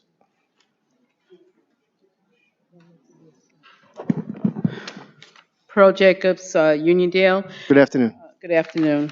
So I would like to read a little excerpt from your Long Island Herald. Revive Act is the wrong solution to the housing crisis. I'm going to quote you. It says, it does not adequately take into consideration the real-world impact that high-density developments would have on traffic congestion, school capacity, environmental concerns, and public safety. And frankly, it sends a troubling message that Albany doesn't care about those impacts. Local zoning exists for a reason, and decisions about development should be made by the people who live in these communities, not imposed by bureaucrats hundreds of miles away. The Albany Revive Act fails to account for a community existing infrastructure, its long-term planning goal, and most concerningly, the voices of residents who would be most affected. Responsible growth isn't just about adding housing units, it's about ensuring that our neighborhoods can thrive in the best way possible for every resident. Development needs to be sustainable, strategic, and in line with the needs and characters of the community. So I would say, Supervisor, that your position regarding these variances, just reading that, is disingenuous. And this is a clear violation on behalf of the town of Hempstead. So I have a question. You talked about code changes. Would the code change impact every community in the town of Hempstead? Okay, so first I will respond to your statement, and then I'll answer your question. First, You stop my clock. Yeah, this clock stopped. If you listen to exactly what I said, it's that the Revive Act would strip local municipalities such as the town of Hempstead from having the ability to make zoning changes. That's not disingenuous. It's exactly what we're doing today. We have a a piece of legislation that would amend the zoning code in the LPRD.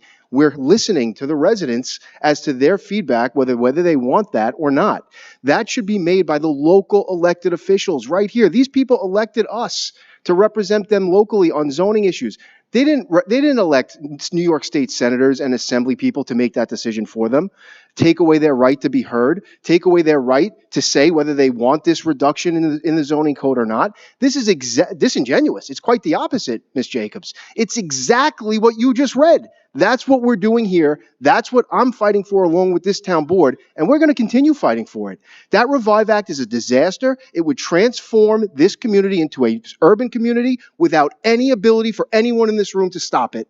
You can't even have a hearing.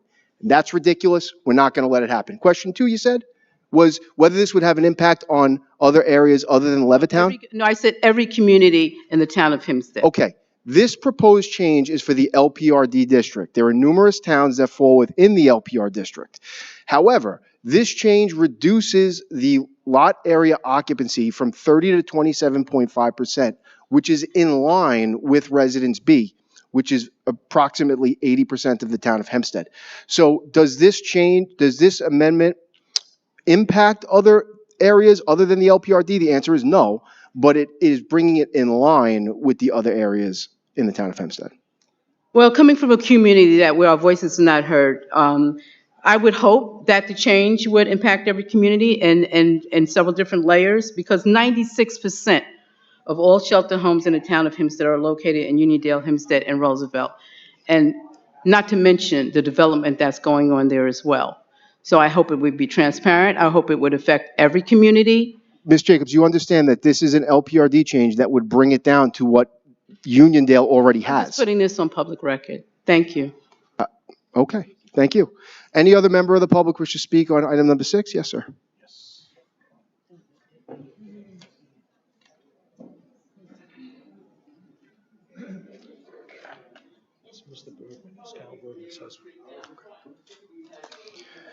Sorry, Ms. Meriday, you had your 3 minutes. If you could please let someone else speak now. Thank you. Okay, thank you, ma'am. Good afternoon. Thank you, first of all, for having this meeting and inviting the public, because this is what government is really about. Thank you, sir. And if you could just give us your name and address for the My name is Stanley Bergman. I live at 51 Constable Lane. My wife already spoke. We moved into Levittown in 1976 and raised 2 children who went to the Levittown schools. And Levittown is a great place. To me, it's one of the greatest places on earth. I want it to stay that way. I have been retired for about 20 years, and I have a small garden in the backyard where I raise fruits and vegetables, and more than I can eat, and most of it winds up going to the church pantry, and I'm happy to be able to do that. So I want to applaud you, because this is what we should see in other areas where government listens to its people. Thank you. Thank you, Mr. Bergman. Okay, any other member of the public wish to speak on item number 6?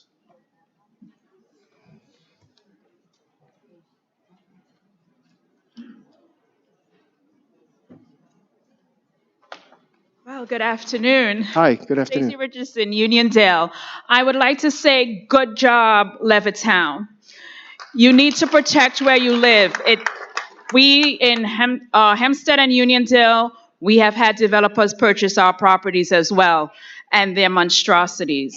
They do not look good, and also it just puts a discrepancy between the people that live there and who are purchasing the homes. You're talking about a $7,000 mortgage, and we're in $2,000, $3,000 mortgages, and we're confused. How can you afford this? And then when we want to sell our homes, it's a problem. We can't sell it to our kids.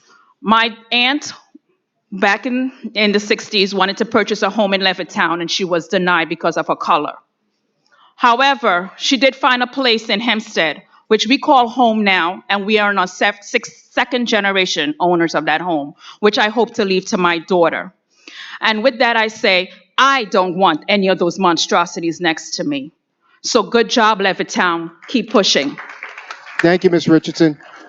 And it was good seeing you at the Little League opening over the weekend, too. Any other members of the public wish to speak on item number 6?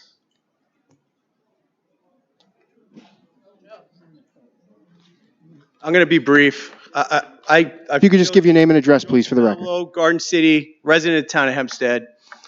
I'm proud of Levittown coming out today and speaking up. The community voice matters, right? And a couple of people brought up, we talk about 30%, 27%, and the rules, right? Somebody brought up, well, the rules only apply to a certain few. And yet builders are still demolishing asbestos buildings and having shingles fly in other people's lawns without proper notice. But somebody's got to get an abatement to cover their floor and make sure the residents, the people that pay the taxes, have the highest burden placed on them. What I'm hearing today, we're all on board with. Town board seems to be on board with it. We all agree with it. Community's voice matters. I think the problem is, right, and it was brought up, what goes on after these plans are submitted? What happens with the board, with the builders? Is it 30%? People are questioning if it's more than 30% and why and how is this happening? How did we get here to make this have to happen like this to where the community's reaching opposition? And the only thing that I can come to is we keep being told one thing, but experiencing something else, right? If our government continues to lie to us, how are we supposed to trust them? And that's the bottom line. That's why we're here today. Because certain rules apply to certain people, but not others. And that's why I'm proud of you, Levittown. Thank you for standing up, and thank you for making your voice heard for your community. I appreciate you.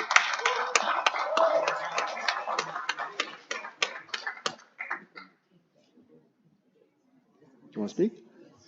Councilwoman Gooseby, Deputy Supervisor Gooseby.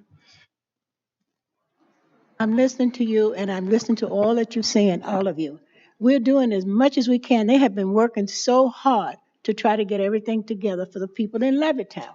And that's really something that everybody is working with together. But I need to tell you one thing, especially the ones that come from the other areas.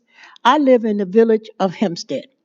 And I don't like it because, first of all, someone from another area came and they put up a 3-story building. I said, I don't want it. And before I went away, I made sure it was taken care of. But once I got back, they did what they wanted to do. And these are the people who are supposed to be in charge of that. Some of you just don't even know. So we have 3 stories that we don't want in our neighborhood. And it's not in an area that would be even right for people to come there. Because I have in my backyard, I have a tree. And this same man, I see him sitting here sometime. The same man came to me and said, well, you have a tree. Why don't you just, let it go? Well, I didn't go because it is my tree and I pay for it. So therefore, they shouldn't have to do it. And I sit here and I'm listening to all of you, and you just don't even know. We work hard here. The majority, I may be the only one here that looks like you, some of you, but I work and they work with me. So we don't get by with that. But the other thing that's really bothered me too is that building was put up, and it's really bad for the people who live on the street in back of me because children use that to go to school. And so what they have to do, they don't have enough space to put in all these other I get so mad. All of the other things that are there, and that is those, when you bring your car in, you have to have a place. They don't even have enough space for that.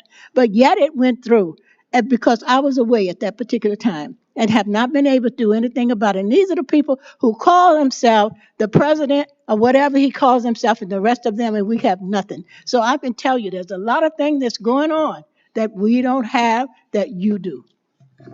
Thank you, Deputy Supervisor. And I would just remind everybody that in the village of Hempstead, the town of Hempstead has no control over that zoning.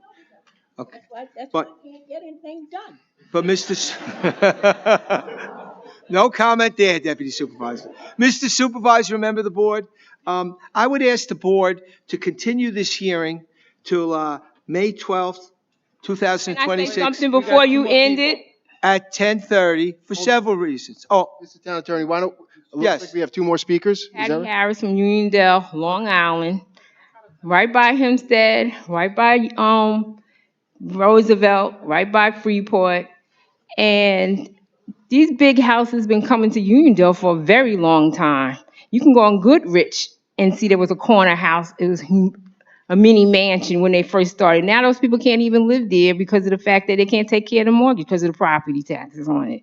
You have these other houses, just like they said, Levittown, and thank you, because they wouldn't let us, the people of the minority areas, get up here and talk. They didn't have this for us. They did not have this type of assembly for us to talk. They did not have that. Just like they said, it's a special location. That's racism. That is totally racism. So for Uniondale, you got these big houses that's off of Midwood and Maple that they're so close. You probably can look through the window and see the person taking a bath. That's how close they are. So you want to go to Albany and say something, then you do it for everybody, not just specifically one location. Okay, so Stop giving us those mailers because that's a waste of paper. once again, this has absolutely nothing to do with race, number one. Number two, I have gone to, can I respond, please? Can I respond, please? Levittown in the beginning, when they did not let black officers get houses there. You know, as a kid, when I went to Levittown, I don't hold it against them now because the time has changed. But when I went to Levittown a few times to go to your flea market and everything, I was called the N-word many of times. So don't tell me it's not racism. You didn't come over here and say this. You didn't come over here and ask us, what do we think? Did you ask that? No.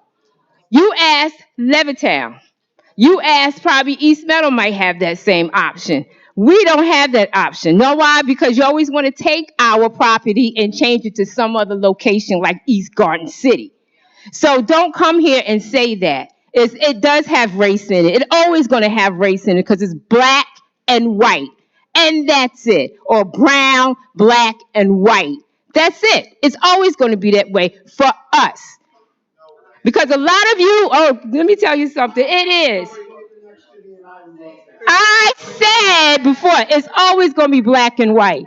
It's always going to be. Excuse me, I would ask everybody in the audience not to address the speaker. Okay, so Please. just so we're clear, the Revive Act would have an impact on the entire town of Hempstead and all of New York State.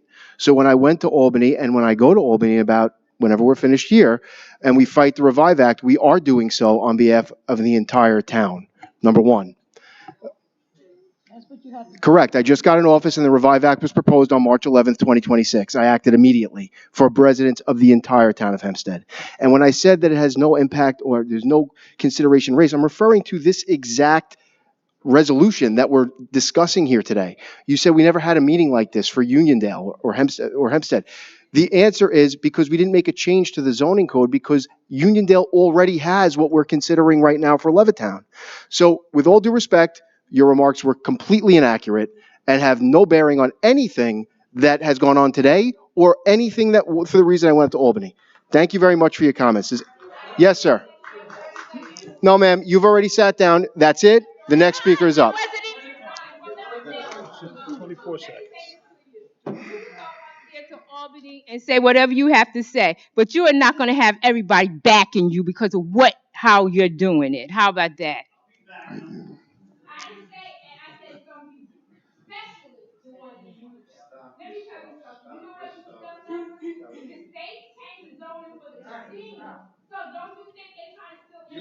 Okay, thank you, ma'am. Next up, please, sir.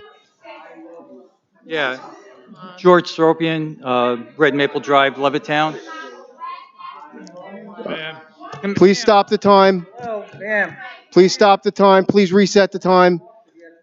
Ma'am, I'm sorry, your time is up. If we could let the next speaker speak. Yes, sir. Good afternoon. Out of curiosity, I have been driving for the Levittown schools for a number of years. I want to address the fellow that stood up here and talked about racism. I can tell you without a doubt that there is no racism in Levittown whatsoever. You want to talk about the demographics of Levittown? You want to look through history's eyes and call Levittown racist? Go ahead. But what about the encampments of the Japanese in World War II at the beginning? Racist. Japanese friends, family, they're all great community people. You can't look at history and you can't look at today's events in yesterday's eyes, for one. Just walk down go to Memorial Day Parade down Hempstead Turnpike and tell me that Levittown does not embrace its community. That's one. The other part of all this, I'm just curious, you're talking about 27.5% of a property lot. Let's turn this upside down. Why don't we consider the house that exists on that lot and have a limitation on how much bigger it can be built? So if you have an 1,800 square foot house, you want to do a 20% limitation, you can only bring it up another 20%. It's just an idea. But these houses that are going up are not part of the community. There are towns and cities throughout this United States that have a historical community that keeps the integrity of the community. And what you're hearing today is that the people of Levittown want to keep their tradition, their sense of community, embrace change, incorporate other people into the community, and coexist. But when you have people that come in and build these houses where there's multiple families living under one roof, it's a tax to us because they're using more of the community services than we are as a one family.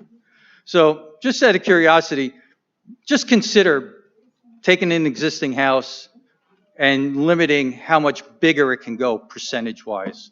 Thank you. Thank you, sir. I missed your name, sir. George. Oh, your last name. European. Mr. Soroka? European. Okay, thank you, sir. I pass your house all the time and Okay. Marvin Amazing. I wasn't gonna say anything, but okay. You know, it's sorry, Hempstead. You know, it's refreshing kind of being in here and hearing what everybody is saying. And then when we as in, you know, people who look like me step up here and we have the, you know, the courage to say something about the historical town of Levittown, right? And for somebody else to say that Levittown's not racist, well, here, the historical facts behind Levittown are racist. Period. Facts. It is, right? And to say that there's no to say that there's no racism in Levittown right now. Sir, I'm going to ask you to please, if you have any comments on item number 6, which is a reduction. Yeah, this is on Levittown. The item is not actually. It is exactly. Stop the clock, please. The item is actually not about Levittown. It's about the LPRD, which let me just tell you, the LPRD encompasses Levittown, Seaford, Wantagh, Bethpage, Plain Edge. Historical. Sir, can I just let me finish? We're not using Levittown. So we're not writing the clock right now. Just let me talk, and then you could respond. So this is a zoning change for the LPRD, which encompasses numerous towns. This is not a hearing about the history of Levittown. But it's so I would ask that you please comment on the historical zoning on that. Yes, go right ahead, sir. You allow other people to come up here and say that Levittown's not racist when during George Floyd we all were outside and while we were there we were being spit on, right? Cussed at, called out of our names, and to say that, you know, I'm not saying everybody racist, right? So I'm not going to say the whole Levittown is racist, but to say that there is no racism in Levittown is crazy. Thank you. Okay. Thank you. Any other speakers on item number 6? Okay, that being said, like I said in the beginning, the board is cognizant that there's opinions on both sides of this issue. It's our intent to keep the character of the neighborhood intact while weighing the financial implications and all the other things. We've heard from the residents today. This is what democracy is all about. This is why we are fighting the Revive Act, because we should have hearings like this and talk. You know what's best for your community, not people in Albany. That's why we're having this hearing. we've heard from you. We've heard suggestions. Mr. Soroka just made some suggestions. There were suggestions as to height and side yards and other things. And in light of those suggestions, I'm going to ask the town attorney for his statement. Mr. Supervisor, you quite frankly stole my thunder. But at the start of this hearing, some individuals expressed some interest in seeing the code changed a little with regard to accessory structures. And the supervisor's right. We've heard a lot of interesting comments on what the town shouldn't do with regard to this. And to that end, to keep this dialogue going, to hopefully fruition, I would ask that there be a motion to extend this hearing and keep the hearing open until May 12, 2026 at 10:30 a.m. to allow other individuals who couldn't be here today to express their concerns and support of this interesting and definitely a topic that has brought a lot of people. And in addition to that, Mr. Town Attorney, so everyone in the room understands, okay? We're considering addressing this issue. We hear you. We're trying to address it. But we can only make changes that we feel will hold up legally and will withstand judicial scrutiny if it faces that. So while there's many ideas that have been brought about here, we're going to discuss them, we're going to research them, we're going to contemplate, and we're going to continue the hearing. But please understand that we're only going to vote on items that we think could withstand judicial scrutiny. Please understand that. With that, No. Motion to continue the hearing. To continue the hearing. okay, so I make a motion to continue the hearing on item number 6 to May 12th, the day after my birthday, 2026. I second that motion. Okay, before we have the vote on that, the permits that are on hold right now will not be released until this is decided. Okay, so we have a second on my motion? Second. Supervisor Ferretti. Aye. Councilman Dunn. Aye. Deputy Supervisor Gooseby. Councilwoman Miller. Aye. Councilman Muscarella. Yes. Councilwoman Ryder. Aye. Councilman Schneider. Aye. Okay, so before we get to the next item, just so everyone understands, we're continuing the hearing on May 12th at 10:30. So you're free, of course, to come that day, and we'll see you then. All right. Administrative calendar, yeah. Madam Clerk, please call the administrative calendar. On the administrative calendar, we have items 7 through 43. Okay, does any member of the board wish to speak on any item on the administrative calendar? Okay, we have some people that have signed in on the administrative calendar. First up is Pearl Jacobs.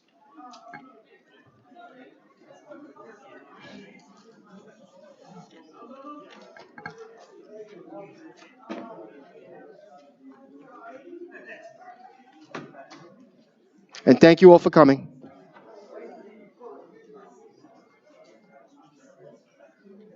Okay, Ms. Jacobs.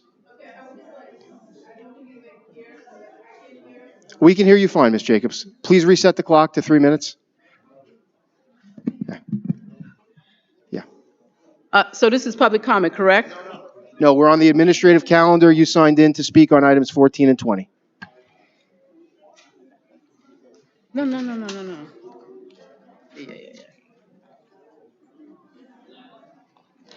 Yeah. Oh, there was another one. I'm sorry, I missed my paper here. Give me my paper. Clock is moving. Yeah, just. Yeah, don't worry about it. No. That's me. You, listen, I think I misplaced my paperwork, so I'll just, I think it was item number, was it 14 or? Yeah. Yes, you wrote down 14 and 20. Yeah, 14 and 20, number 14. And 20. Okay, which one would you like to do first? 14, please. Okay, what's your question? Yeah, can you just elaborate on these funds and where they're being transferred from and to? Okay, Mr. Comptroller.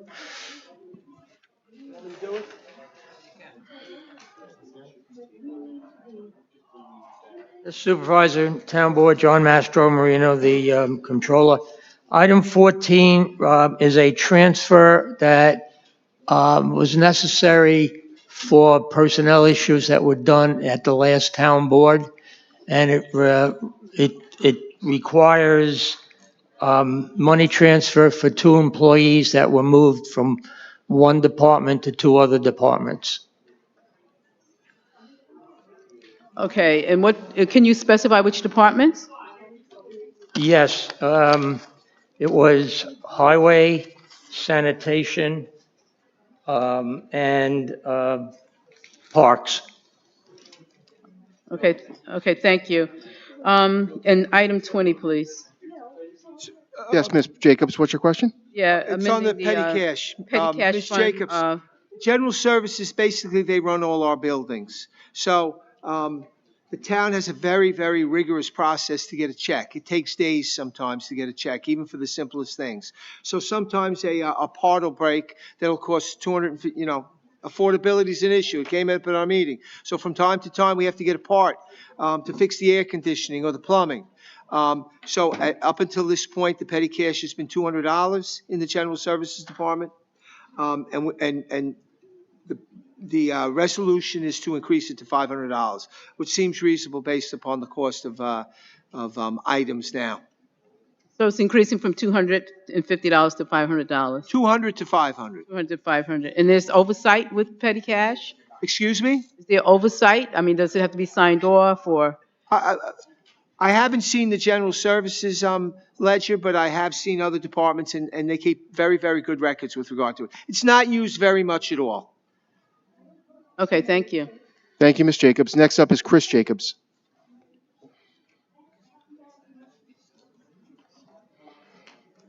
Good afternoon, everyone. Good afternoon. Good afternoon. Item number 21, I just want to ask some questions about that one.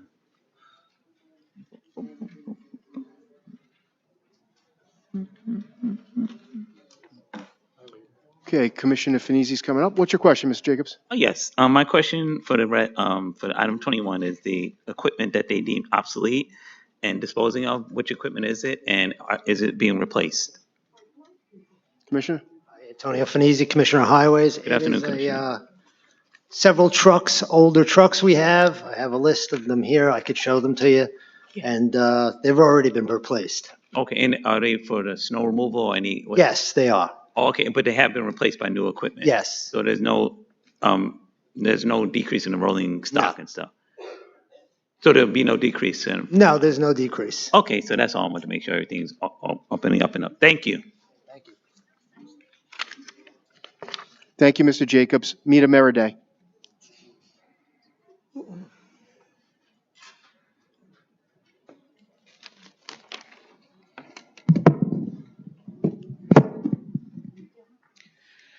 Okay, so 14 was addressed. 26, just some questions, and as the conversation was talking about earlier about heights of buildings and things of that nature, just to get some direction with regard to having a new hotel when we already have a number of older hotels that have some issues as far as occupancy and in need of updates.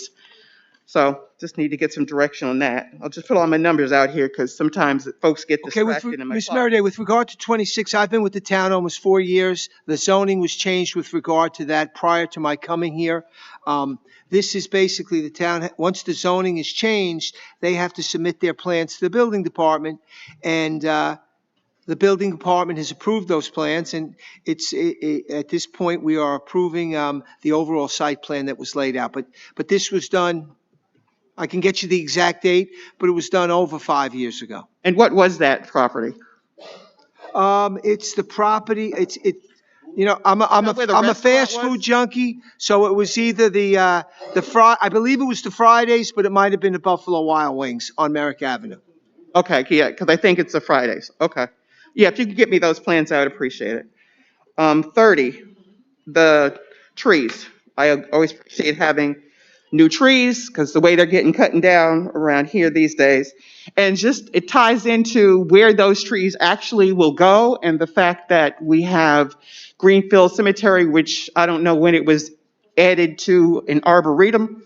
I do want to thank the staff and the workers at Greenfield. It has become a necessary location for me with the recent loss of my brother.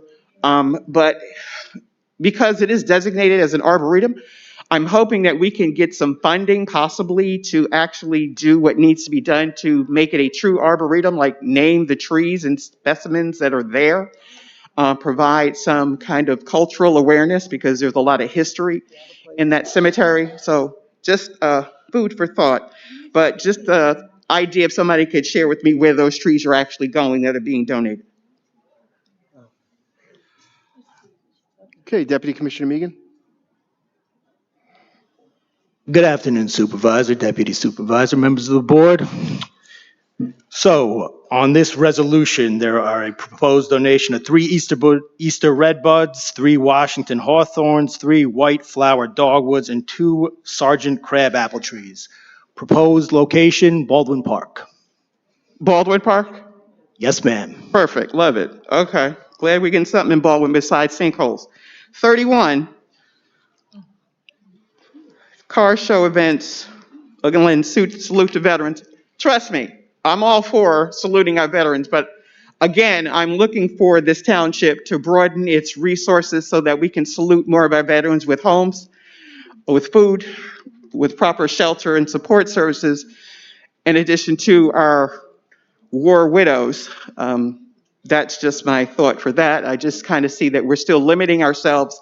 We haven't really expanded much in terms of veteran services. We can only do but so many parades and breakfasts when I've got war widows who are having their funds clawed back and their resources cut dramatically because of this current federal administration and just the lack of any type of initiative from the local administrations. So, Ms. Meriday, I'm sure you're familiar with the event that we had last week with the Tunnel to Towers organization, in which we broke ground on an old dilapidated hotel in Island Park, which we approved for the Tunnel to Towers to have homes for our veterans. And I was fortunate to be on both ends of that, approving it both on the county legislature as well, the zoning here in the town of Hempstead. So I'm sure you're familiar with that, right?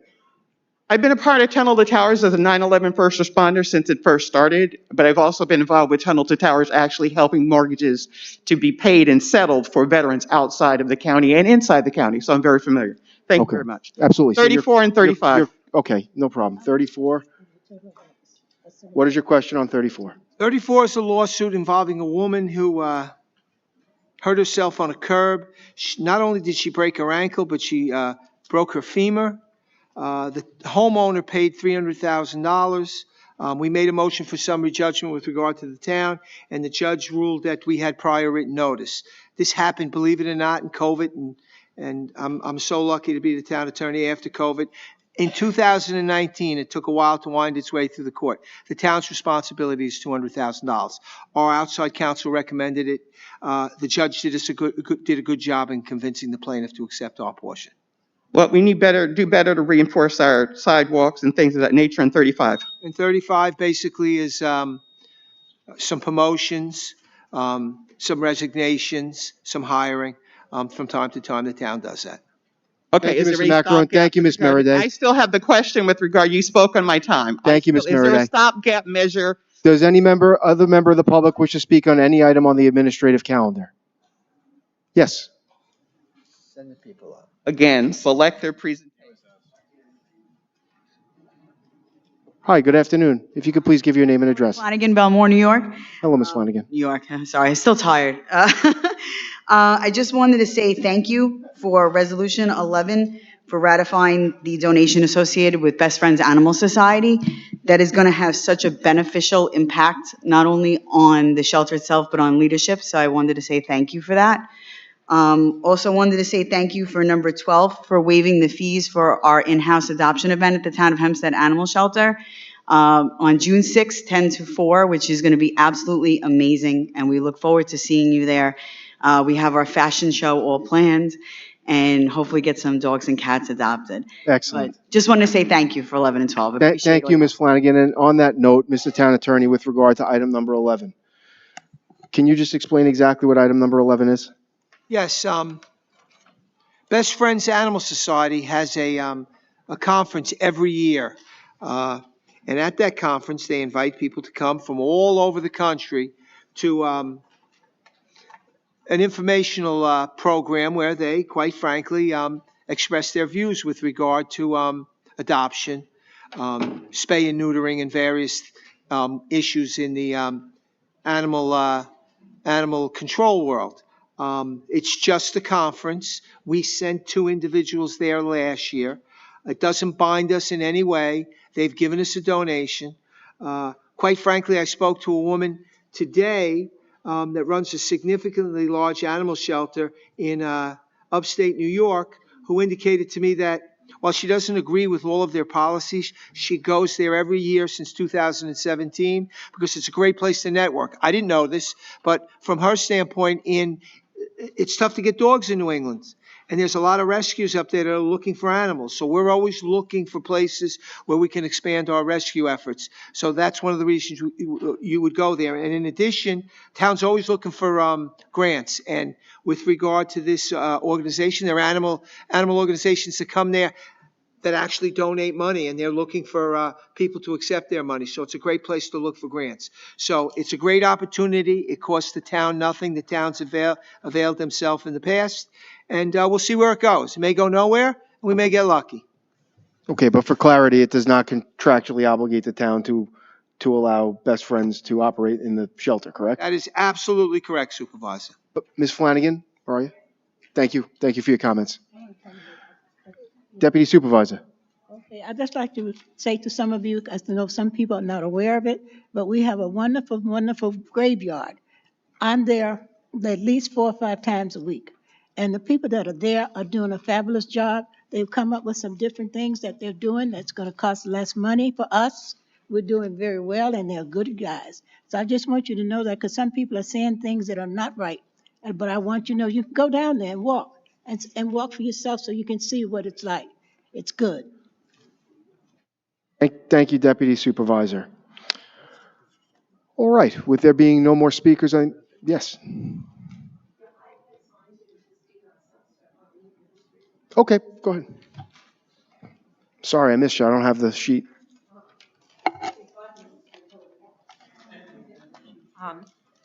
Lynn Krug, Garden City. I do have a question on item number 13, authorizing an extension of the golf cart lease and service agreement.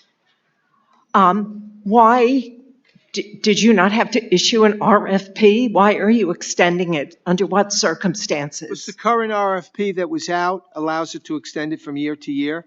And there has been talk in the town, and there was actually a request for proposals to privatize the golf course there. So the town has taken the position that they are leasing vehicles, and the Parks Department has recommended that we continue the lease for at least another year. Okay, I'm good with that. Number 18 and 19, you have a resolution regarding the agreement with the Village of Atlantic Beach for rental of parking spaces during the 2026 beach season. Isn't the Village of Atlantic Beach incorporated? So wouldn't that beach only be open to people who live in Atlantic Beach? So why are we paying for parking spaces? Because there's a town park there that has a beach, and it doesn't have enough parking spaces. Oh, So there's a town lot, a village lot, and for years, we renew this lease each and every year. Okay. And 19 involves the town renting from an individual who owns a piece of property to provide parking for a beach in that area. What is the name of the beach? It sounds like a place that I would like to go to because the other beaches are too crowded. Name of the beach, Kyle Megan, Parks and Recreation. Good afternoon, Supervisor, Deputy Supervisor, members of the board. All right. I'm good with that. Name of the beach is Atlantic Beach. It's a special park district beach only. It is Atlantic Beach Estates. It's part of the Atlantic Beach Estates Park District, and it is for the Atlantic Beach Estates Park District residents only. I do have a question on item number 22. It's a resolution authorizing the professional services of Nelson and Pope for CEQA reviews. What kind of CEQA reviews are being planned, and was this bid out to other companies? It wasn't bid out. We have a professional service contract with a number of engineers, and in this instance, I think the town board considered something today involving Levittown. So we got a contract for Nelson and Pope going forward to do this CEQA and other CEQAs that may come up in the future. We use other firms as well. Okay. Lastly, I have a question on item number 32. I'd like to know some information about the Housing Authority Board. And you're going to be appointing a Jennifer Rogan to this board. What does this board do? It runs the Housing Authority. The town of Hempstead basically appoints the board. There's a housing authority with a number of buildings all across the town, and they actually run the housing authority. They have a union. They negotiate their own contracts. This individual is replacing the former chairman who resigned, and she's been given a term to replace him for 5 years, and we're pretty much separate from them. We do from time to time provide them assistance, financial assistance, but it's a separate board that runs the Housing Authority. All right, well, I have a question on the board, and I took this off the Town of Hempstead site this morning. According to what I see, you have an executive director. His name is Edward A. Cummings, and he was appointed on January 18th, 2023, and the expiration says N.A. Doesn't he have an end date? Not applicable. He's actually an employee of the board. All right, then we have a Paul. Ma'am, Ms. Krug, please, Yeah. if you could limit your questions to the item on the calendar. Well, it is. No, it's not. You're bringing up appointing people- Jennifer Hogan, and I have a question Any question about you have the on board. Jennifer Hogan, we'd love to hear. Half these people, their terms have expired. Well, there's no term for an employee. They don't have a term. There's many employees here. There's no expiration on their Okay, he term. doesn't have a term, but there's So do you have a question about Jennifer Hogan's term? no, you explained that, but I have a question about what I'm seeing on this board. There's Okay, a bunch during of public people whose comment, you can terms ask have any questions expired. general questions about the housing, Yeah, and this is a question about the terms of the housing board. and we'd love to hear it during public comment, but this is a administrative calendar. when is So if you have a public comment question so on I Jennifer can come Rogan, we'll back? answer it. What can we answer for you, ma'am? Okay, thank you, ma'am. Any other members of the public wish to speak on any item on the administrative calendar? Okay. Since there are no more speakers, may I have a motion on the calendar, the administrative calendar? I move that we finish the administrative calendar and review. I second it. Supervisor Ferretti. I will be recusing on administrative calendar items 33 and 34. The remainder, I vote aye. Councilman Dunn. Aye. Deputy Supervisor Gooseby. Aye. Councilwoman Miller. Aye. Councilman Muscarella. Aye. Councilwoman Ryder. Aye. Councilman Schneider. Aye. Thank you. May I have a motion to adjourn? I move that we adjourn. Second. Supervisor Ferretti. Aye. Councilman Dunn. Aye. Deputy Supervisor Gooseby.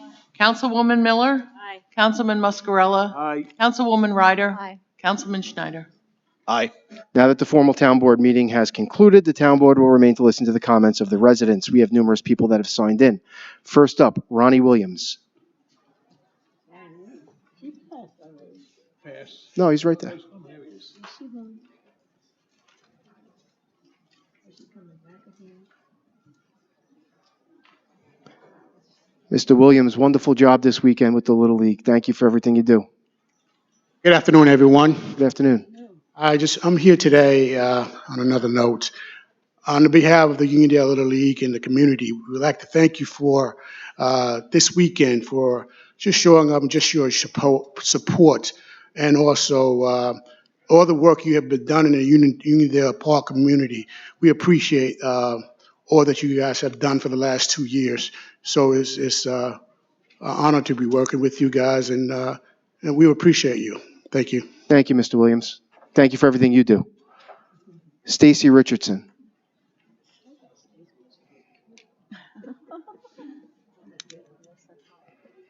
Good afternoon once again, Board, Deputy Supervisor Gooseby, and John Ferretti, Town Supervisor.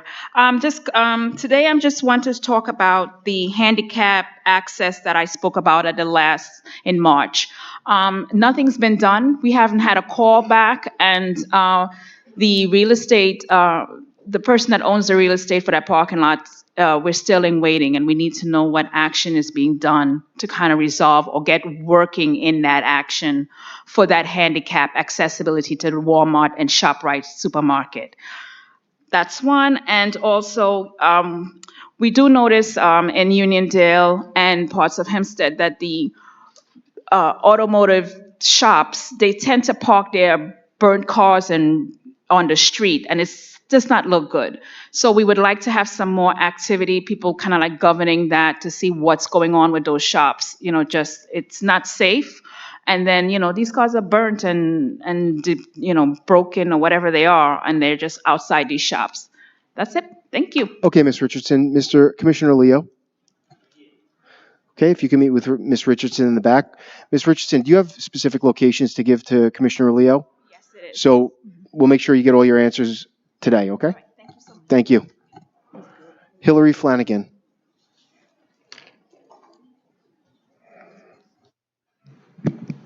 Good afternoon again. Good afternoon. Hillary Flanagan, Belmore. First of all, I wanted to thank Councilman Schneider for your help in getting the Creek Trail cleaned up. Lisa's going to talk more about that because she spoke to you about that, but thank you very much. Councilwoman Miller, I have a favor to ask. I don't know if you're still doing Pet of the Week on your Facebook pages, but we have a particular cat, Ella, who could really use a foster desperately and really needs some help with adoption. She's been in pain basically her entire time being there. She came in like that, and they've done nothing but help her, but she really could use the socialization and help. And honestly, you're really great at it. So no offense to everyone else. Councilwoman Miller just kind of excels at it. Again, wanted to thank you very much for the relationship with Best Friends Animal Society, as I told you the last time, being the ambassador for Best Friends as a volunteer. And it is going to be very beneficial just to get input and have that outreach with them and impact to everyone.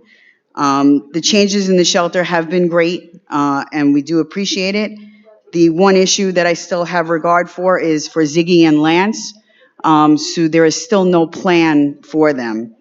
Ziggy has been in kennel since 9/27/2025. Lance has been out of the kennel since 6/27/2025. You've gotten him that. That is the only resolution that I find that is cruel. There needs to be some kind of plan put in place at this point. A basic training behaviorist is not going to solve the problem. If you need a final check before making forward and making determinations, you should contract with a veterinary behaviorist and experts in these types of behaviors. Prior to your term, supervisor, unfortunately, one dog who went to rescue had mauled a town of Hempstead resident. And, the things that need to be asked when we have dogs who unfortunately are bite hold cases or have really hurt either staff or a volunteer or the public is, should this dog be going to rescue? Is he a danger to the public? This is the information that we really need to have. Because in talking to you, supervisor, and talking to the members of council, I 100% know that you do not want to create a danger to anyone, and that is utmostly important to you. But the longer these dogs sit, the worse they become. You can look at the information that's showing on the website, especially Ziggy, because they can't get him out. So there has to be some kind of fair, humane resolution to him. The volunteers and the staff understand. We all want to help with whatever you need, and we will support you. But dogs lingering for days and months and almost a year that's the only thing that we have an issue with. So, but everything else we really appreciate, and we hope to see you at the adoption event. We have a lot of great rescues and stuff that are coming. So Thank you, Ms. thank Flanagan. you. We're Have looking a great forward to day. the adoption event, and I thank you and all the volunteers for everything you do. And we're working very hard on Lance and Ziggy, but I think we may have a resolution in the not-too-distant future with regard to Lance. We're working on that very hard. So you might have some good news soon. Thank you. Steve Rolston. Okay. Trudy Zing.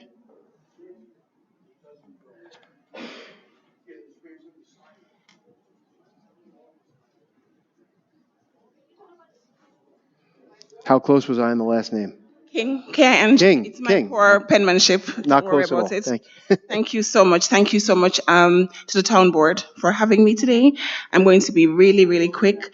First of all, I want to say we're here not because we want to be here, but because we were left with no other option but to be able to raise it here. I just want to thank the town under the former supervisor and all the board and yourself for hosting events to service the Caribbean community. You've done a really good job when no one else would pick us up. We've built good partnership, good community relationships with agencies, and we have seen community cohesion. We've noticed the change in administration, and so we scaled down. And this year, it has been problematic to the point of unprofessional, where you gave us approval for a Caribbean Heritage event, and then last week you rescinded it without any form of clarification. We were intending on celebrating America's 250-year anniversary in our celebration, and so we've reached out to partners. And now we're left with nowhere to go, or there are no sponsors because of how long and confusing the communication has been with you, Supervisor. We're deeply distressed that we're not going to have a Caribbean Heritage Month, and we're not going to be able to participate in the nationwide celebration of America 250, which was inbuilt into our celebration. We've partnered with the libraries and the schools, all ages, all of the community. Drug and alcohol was coming, the pantry was coming. All you can think of that would make the event be worthwhile for residents. And remember, it's not only the Caribbean community, it's the town of Hempstead. We've had difficult conversations about getting our events out to the town. All Caribbean people know what rice and peas and chicken is. And so we're not doing it for ourselves. We want to invite other members of the town to come and experience who we are and what we have to offer and what we're giving to the town. So at this last minute, because you've rescinded that, we have nowhere to go. We're homeless. We have no sponsors because of how long the conversation has been with you. You approved it. You gave us a flyer. That flyer is currently circulating. We can't stop it. We have no way of stopping it, and we are just left holding the bag, having to try to answer questions that we have no answers for, with no clear I don't mean to formal interrupt you. communication. I don't mean to interrupt you, but who rescinded it? Because I had a meeting last week with the mayor of the village of Hempstead Could you stop and the the time, police please? chief, where I directed one of our town employees to file an application to have your event. Quite frankly, we're concerned about, not us, it's been a concern. The village of Hempstead is concerned, and we're concerned about safety. So the gist of the application was for them to give an estimate as to what it might cost for the police, because we don't have our own police force in the town of Hempstead. So I'm a little surprised, and I'd love to speak to you after to find out who rescinded it, because I know I was in Hempstead Village Hall, meeting with the mayor and the the chief of police, about just this. So normally we have the event here at the plaza. Yeah, I know you have it here. They told us we have to file an application. I don't know if Saeed's here. I saw him earlier. So it was communicated through Said, but it has been very problematic. We were given everything. We've sent it out to our partners. And then just last week, we got a phone call, and Well, like I said, Saeed was with me. I was at Village Hall. So after the meeting, I'll give you my card and you Yes, give me a please. call. Thank you. Ms. King, although this is a town of Hempstead facility, we're within the village right now, so the village police department polices this area. So that's why they're meeting with the village, because the village police have to be here. But you indicated that we had a long conversation that's taking long. I don't recall that. We've spoken before. So it was communicated through the community affairs department, and I'm believing that they're speaking for you because that's what we're told. We're told that the supervisor. Okay, so we have not spoke. Personally, we haven't, but we have, because I'm told we have all this communication saying the boss says, and you're the boss. Okay, well, we'll look into it, but we are working with the village too. Nobody has canceled anything, so. Okay, thank you so much. All right, thank you. Heidi Samft.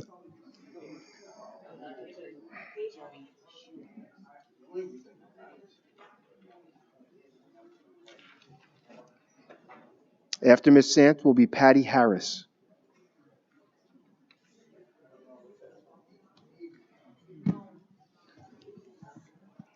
Good afternoon, Supervisor Ferretti and board members. Good afternoon. I'm the Vice President of the Nostrand Garden Civic Association, Uniondale's oldest civic association. I'm also co-chair of our beautification team, along with Pearl Jacobs, our Civic Association's president. For the past 16 years, after planters were placed by the town of Hempstead in Nassau County, our group of volunteers have had an annual day of planting where we plant over 500 flowers in approximately 50 planters located on Uniondale Avenue and Front Street. We have also spearheaded various streetscaping initiatives, with our main goal being to improve the quality of life in Uniondale. I am here today because our civic association's many members are adamant about the planters on Front Street needing to be removed. They are being used as litter receptacles, and unfortunately, the majority of the businesses on Front Street do not water the flowers that we plant at no charge to them. A streetscaping project was completed recently on Front Street that looks great, but the old planters overflowing with garbage consistently look horrendous. And according to our civic group's many community members, they must go. Pearl and I had a meeting on October 22nd with Matthew Hirsch, the Deputy Commissioner at the Town of Hempstead Department of Planning regarding this matter. Vincent Muscarella, who I understand is now the Commissioner, and Greg Blower attended. It was a great meeting, and we felt confident. The reason I'm here is because we didn't hear from anyone for 6 months. And I called last week, I emailed last week, nobody answered. So I was going to ask for some help in getting these planters removed. Well, I had to use the restroom, and on the way, I incidentally ran into Commissioner Vincent Muscarella, and he said he's going to help us make this happen. So thank you in advance, Commissioner Muscarella. I know you're here somewhere. And I guess I'll get the ball rolling with the Deputy Supervisor Gooseby, and we'll get these horrendous looking planters on Front Street removed. Thank you. I didn't know anything about this. No one has talked to me about it in the first. I'm sorry, did you? I have not seen anything from you concerning what you're talking about. I've not received it. It's not been in my office, and my staff have not told me about that. So I don't know who you talked to get it, try to do what you're doing. I really have no idea. Oh, okay, yeah, because it was, like I said, it was 6 months ago, we had a meeting about this. They really look horrible. I'm sure you've driven down Front Street. No, I didn't know anything about that. I wasn't at your meeting. Oh, okay, well then, in any case, the Commissioner, Vincent Muscarella, I spoke with him, like I said, incidentally, I ran into him here. And I'm sure he'll make contact with you, and I'm sure you'll help us, because I know you want Uniondale to look beautiful too. Well, I have so many things on my plate already, so I will see him. I think he has a little more time than I do, and we'll see what we can do. Yeah, they've got to go. We're going to do a planting on May 16th, but we will not plant on Front Street because it just doesn't make sense. They throw litter, the owners of the businesses, they don't care. They've got to go. It just looks horrendous. Okay, thanks. Bye.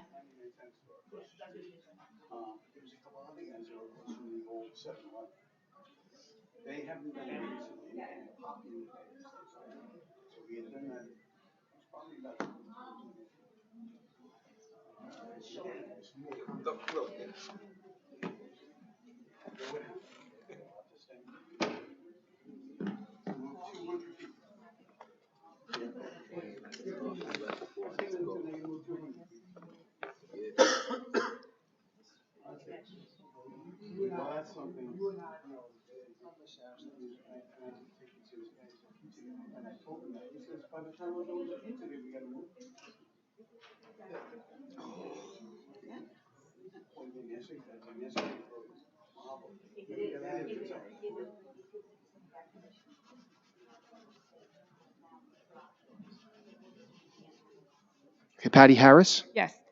I gave them pictures to see. Patty Harris, Uniondale. I was driving down Nassau Road to Uniondale Avenue, passing the Reverend Dr. Martin Luther King Peace Park. This is how his statue looks, and it's been like that for many months.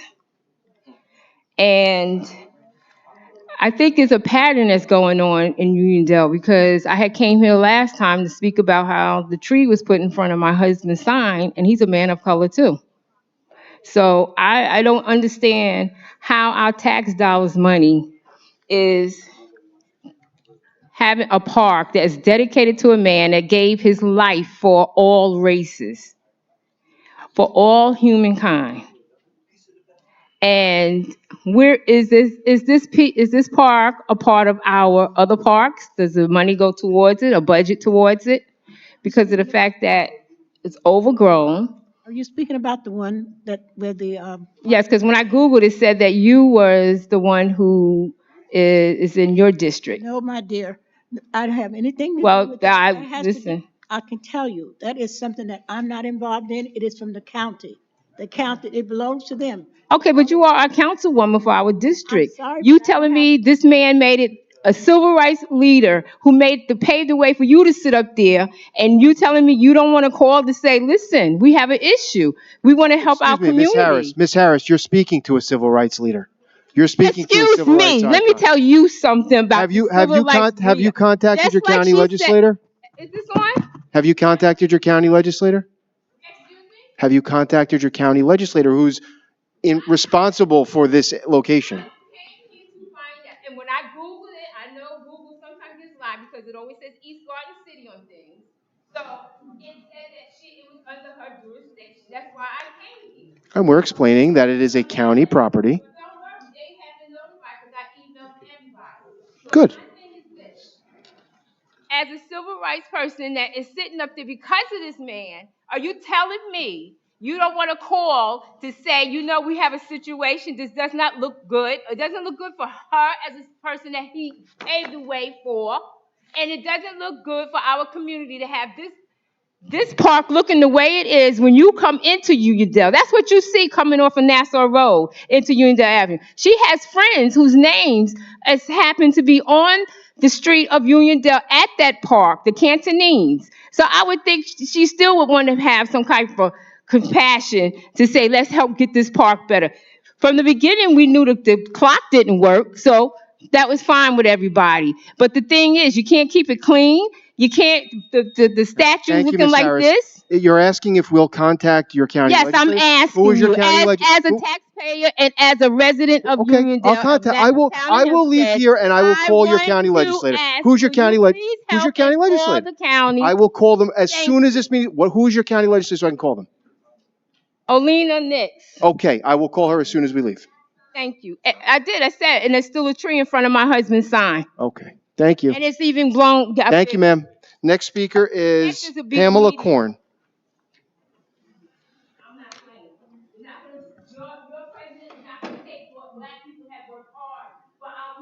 Next speaker is Pamela Korn. Okay. Monica Keeley.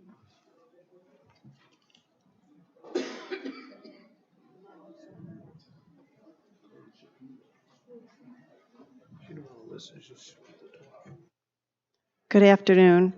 As many of us are aware, the 3 downstate casino licenses were awarded, and Aqueduct any day now is going to open up their full-fledged facility, complete with live table games. The Say No to the Casino group is very concerned about the Nassau County OTB VLTs, video lottery terminals. It's another term for slot machines. Nassau County OTB currently leases 1,000 slot machines to Aqueduct. Under New York State gaming law, VLTs cannot be operated at the same facility as live table games. So those Aqueduct cannot operate the 1,000 VLTs. Our Nassau County OTB chairman is currently negotiating with Aqueduct over these same licenses. What I'm here today to say is to remind everybody that we don't want them here. We don't want them in the town of Hempstead or Nassau County. We don't want them at the Nassau Coliseum property known as the Hub. Mr. Ferretti, you want to save our suburbs and keep local control of land use here with local government and local residents. Yet when you were a Nassau County legislator, you voted away residents' control over who leases the Coliseum and gave away that control to Las Vegas Sands. We call on you to save our suburbs now from a slots casino that would ruin our neighborhoods. We call on you to reverse the gambling zoning passed here last summer. Assemblywoman Ryder, she's at lunch. I wish I were at lunch. In March 2026, just last month, your brother-in-law, Nassau County Police Commissioner Ryder, commented on the link between gambling and other types of crime. Gambling becomes prostitution, becomes drugs, underage drinking. It's all the entire package that we look at. Well, I couldn't have said it any better myself. Thank you, Commissioner Ryder.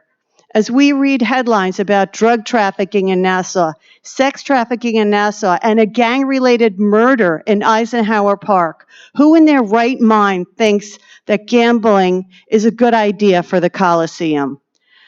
Assemblyman Tom Muscarella, your own village is 100% opposed to gambling at the Coliseum, yet you voted yes last summer. Explain that to us.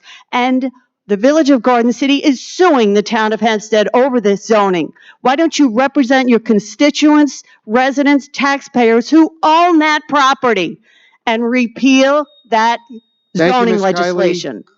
Jared Alezier of Sunset Drive in Hempstead. Anyone from Sunset Drive of Hempstead? Okay. Next up is Marvin Amazon. Marvin Amazing, Hempstead, Unidale. Good afternoon. Thank you. Deputy Supervisor Gooseby, I have a concern that I need a little bit of help with. Over the last year, actually since February, we've been in communication with the town, trying to get the. Sorry. Oh yeah, over the last year we've been in communication with the town, trying to do the first Haitian flag raising in the town of Hempstead. As you know, the town of Hempstead has a lot of Haitian residents here, Haitian constituents, and especially in this time, we just want to make sure that their history and their culture is being represented as well. So over the last since January, we've been in communication with the Community Affairs Office, and were approved for an event on May 18th. What's it, last week? Or we've been trying to get a flyer approved for some time now, and with a lot of back and forth, there's just been nothing has been done.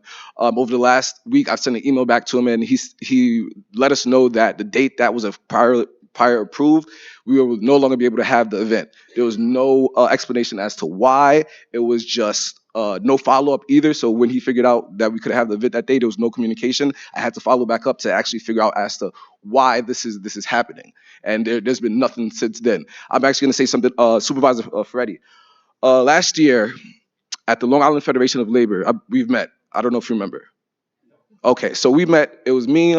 I remember going to the Long Island Federation of Labor. Yeah, we met. This was what you actually spoke to me, and this was actually the only ask that I've had from you, was that if you are elected, if there would be the possibility, if we could work together to make sure that this flag raising happened.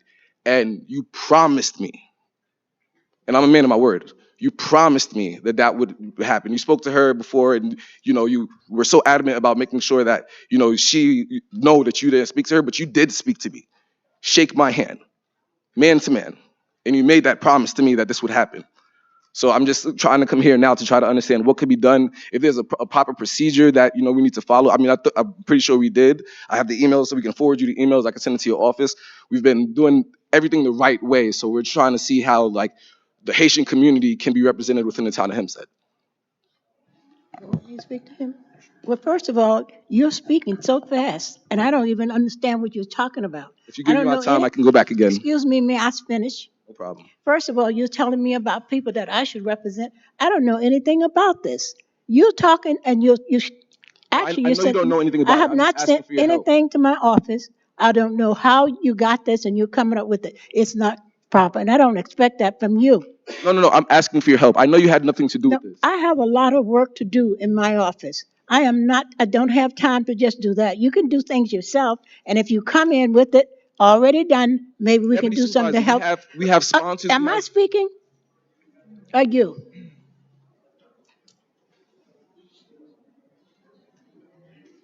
First of all, I don't know what you're speaking about. I had nothing to do with that. I have too much work in my office to do that. If you want to do something for Haitians, that's no problem for me. Do it. You can do it. Set it up.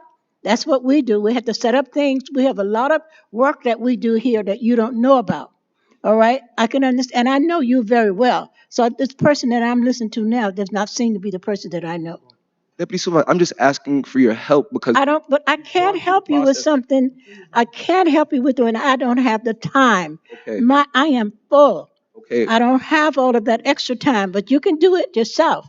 And you bring it up to me when you finish, you let us know, then you can come up and we'll talk to you. And what about the supervisor? He doesn't have time for that. Okay. What he's saying is that We have a lot So of if I work. could just respond, because he also, so if I could just respond before you, ma'am. Um, I'm going to be honest with you. I don't remember that conversation, but it's a year ago. I'm not disputing. I'm sure we did have the conversation. You're representing we did. I don't know why this is, nobody has canceled anything, number one. And number two, while I appreciate you coming in and let me finish.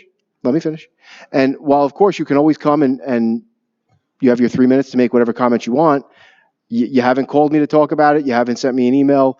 I'd be happy to talk with you about it like we did a year ago. But nobody has canceled anything. So I don't know what of course, we have to make sure that the village police are there and go through all the proper procedures to make sure we have security and all the things that we have it every year. But what I'm saying is I haven't canceled anything. it's good to know that because we were told via an email that it was canceled. And then we only have 3 weeks. And we did say, why are we being notified at this late time? We were told it's politics. So we thought that it was And who told you that? that we should. And who told you that?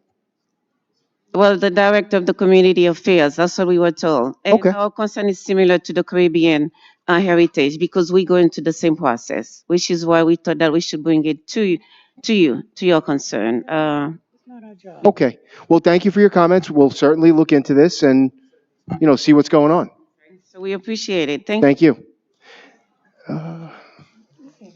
Where was that it? I have no more people that have signed in, but I see some hands. Good afternoon, Chris Jacobs, Uniondale. 2 weeks ago at the last town meeting, I submitted 2 photos showing a storefront on Union Avenue, riddled in graffiti, as well as a town of Hempstead, a utility structure off of Compass Street in Uniondale. And I explained to the town of Hempstead that they were coloring graffiti, as you yourself said, Supervisor Freddie. Many things deteriorate our quality of life, graffiti being one of them. I find it unacceptable. They have not been removed. It looks like nothing has happened since then. Due to the fact that when I used to come to the meetings, occasionally when graffiti used to occur in Uniondale, I would present photos to then Supervisor Clavin, and they were taken out. The graffiti was eliminated within, give or take, less than a week. So my first question is, why haven't that storefront or that town of Hempstead, the utility structure, been removed, and the graffiti been removed from it?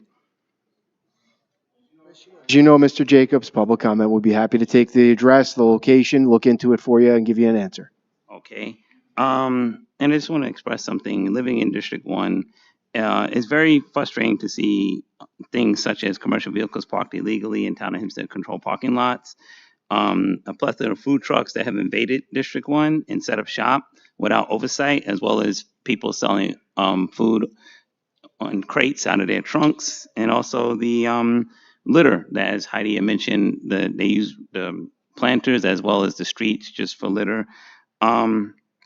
And just to piggyback off what you said earlier about this turning Nassau County into Queens. I haven't grown up in Queens half my life and moved out to Nassau for high school.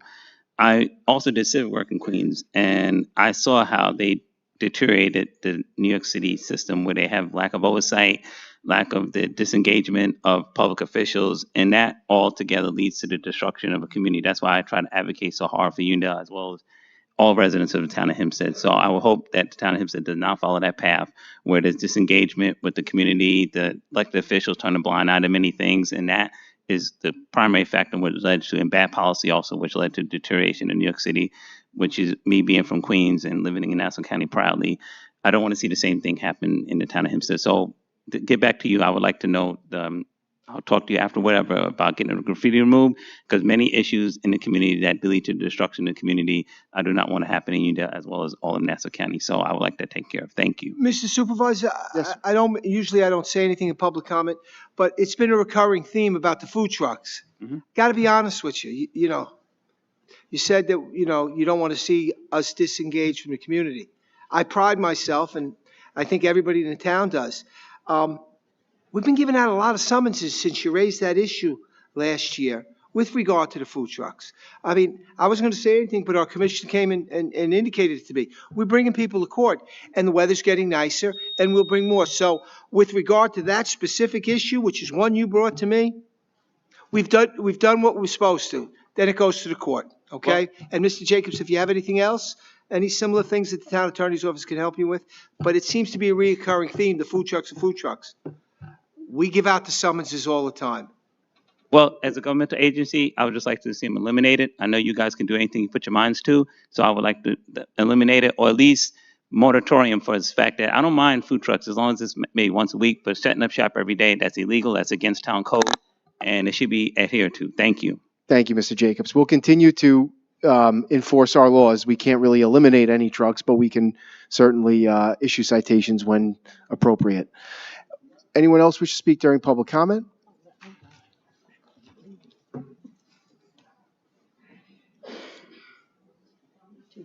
Lynn Krug, Garden City. I'm concerned about the Aqueduct Casino opening up. It took me 2.5 hours from the Verrazano Bridge to get to exit 17 in Malvern Sunday. That was 2.5 hours. They're opening on Tuesday. There's going to be 1,500 seats for blackjack, roulette, craps, and baccarat.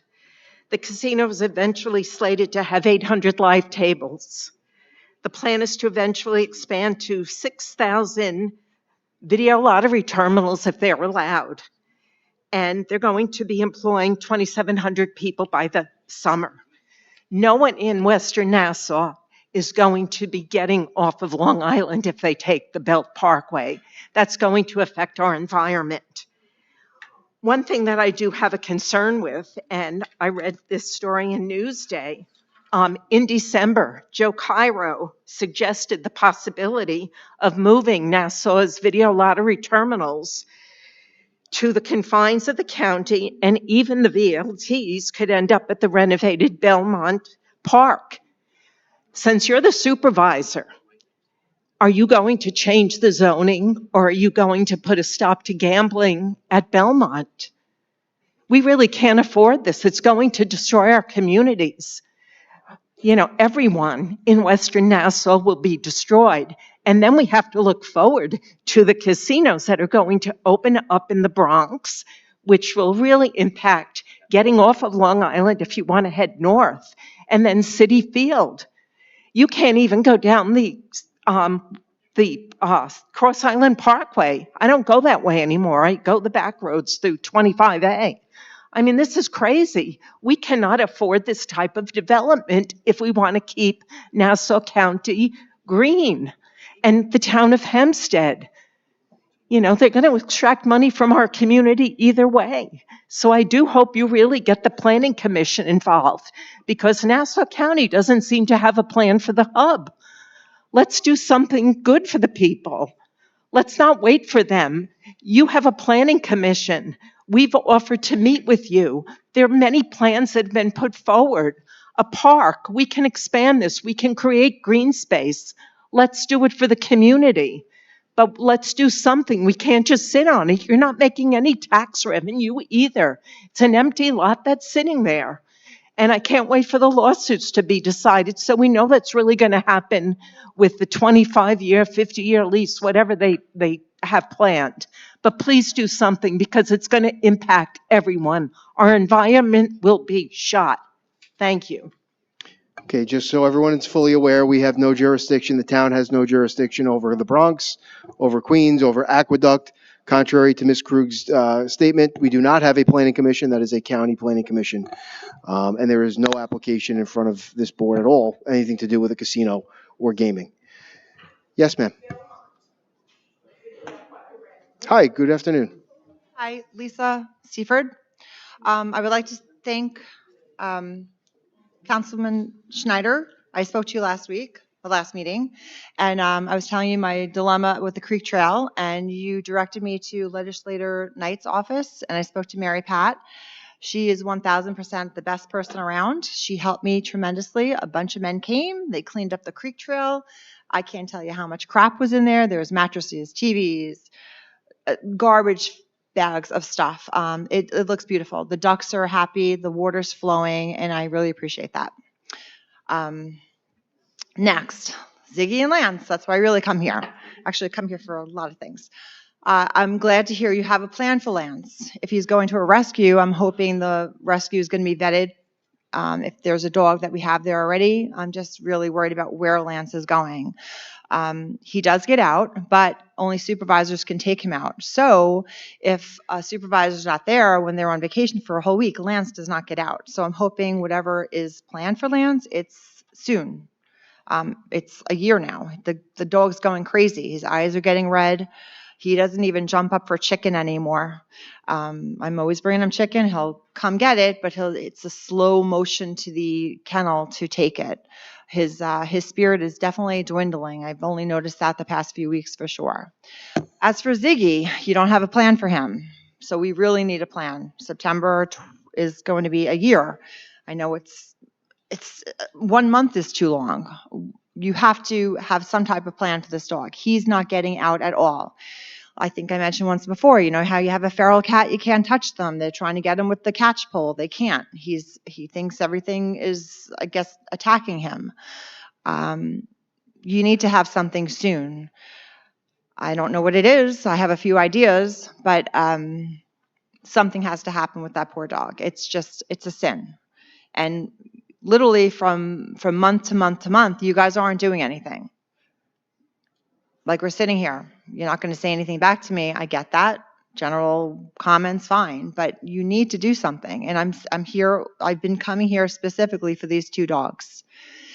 And I'm glad the kennels are open. That was a nice thing. I think I heard that you're opening up the kennels for the public because so many people wanted it. I kind of liked it closed, but it's a good thing that it's open as well. But hopefully they won't be, disturbing the dogs too much. But anyway, again, please do something about Ziggy. I think it's all in your hands, sir, because apparently when I talk to someone at the shelter, it's all about you. So hopefully you'll come up with something. Thank you. Thank you. Good afternoon. Good afternoon. Oh, sorry, this came out again. Okay, it's okay, it's okay. Pearl Jacobs, Uniondale. So I just want to say that, or make a comment that Pete Caparelli, our sanitation enforcement officer in Uniondale, he's doing an excellent job.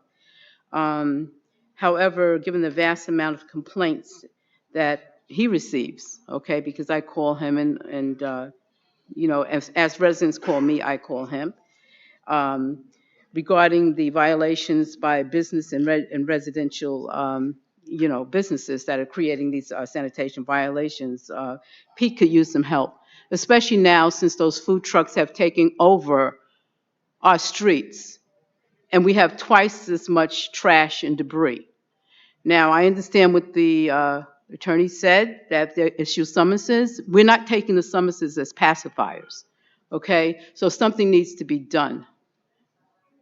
Don't say, well, we're doing this, or we issue summonses and nothing is happening. Well, something needs to happen, and I would hope something happens, or we might have to escalate this. I'm sure it'll be a nice news story for Channel 4, NBC. Also, as president of North Garden Civic Association and member of the Say No Casino Civic Association, I strongly say no to VLTs at the hub. That would create more issues that we can bear. We have enough issues now, and definitely we hope we don't have to fight another fight like we did with the Sands trying to get over there. We don't want any VLTs. We don't want any sort of gambling. We want something that's going to be an asset to our wonderful university, Hofstra and Adelphi, and our communities and our children. We have enough addiction, enough gambling addiction, enough drug addiction, enough addictions among our youth. We don't need that. We don't want that. Say no to VLTs at the hub. Okay. Any other member of the public wish to speak? There being none, thank you all for coming. Have a wonderful afternoon.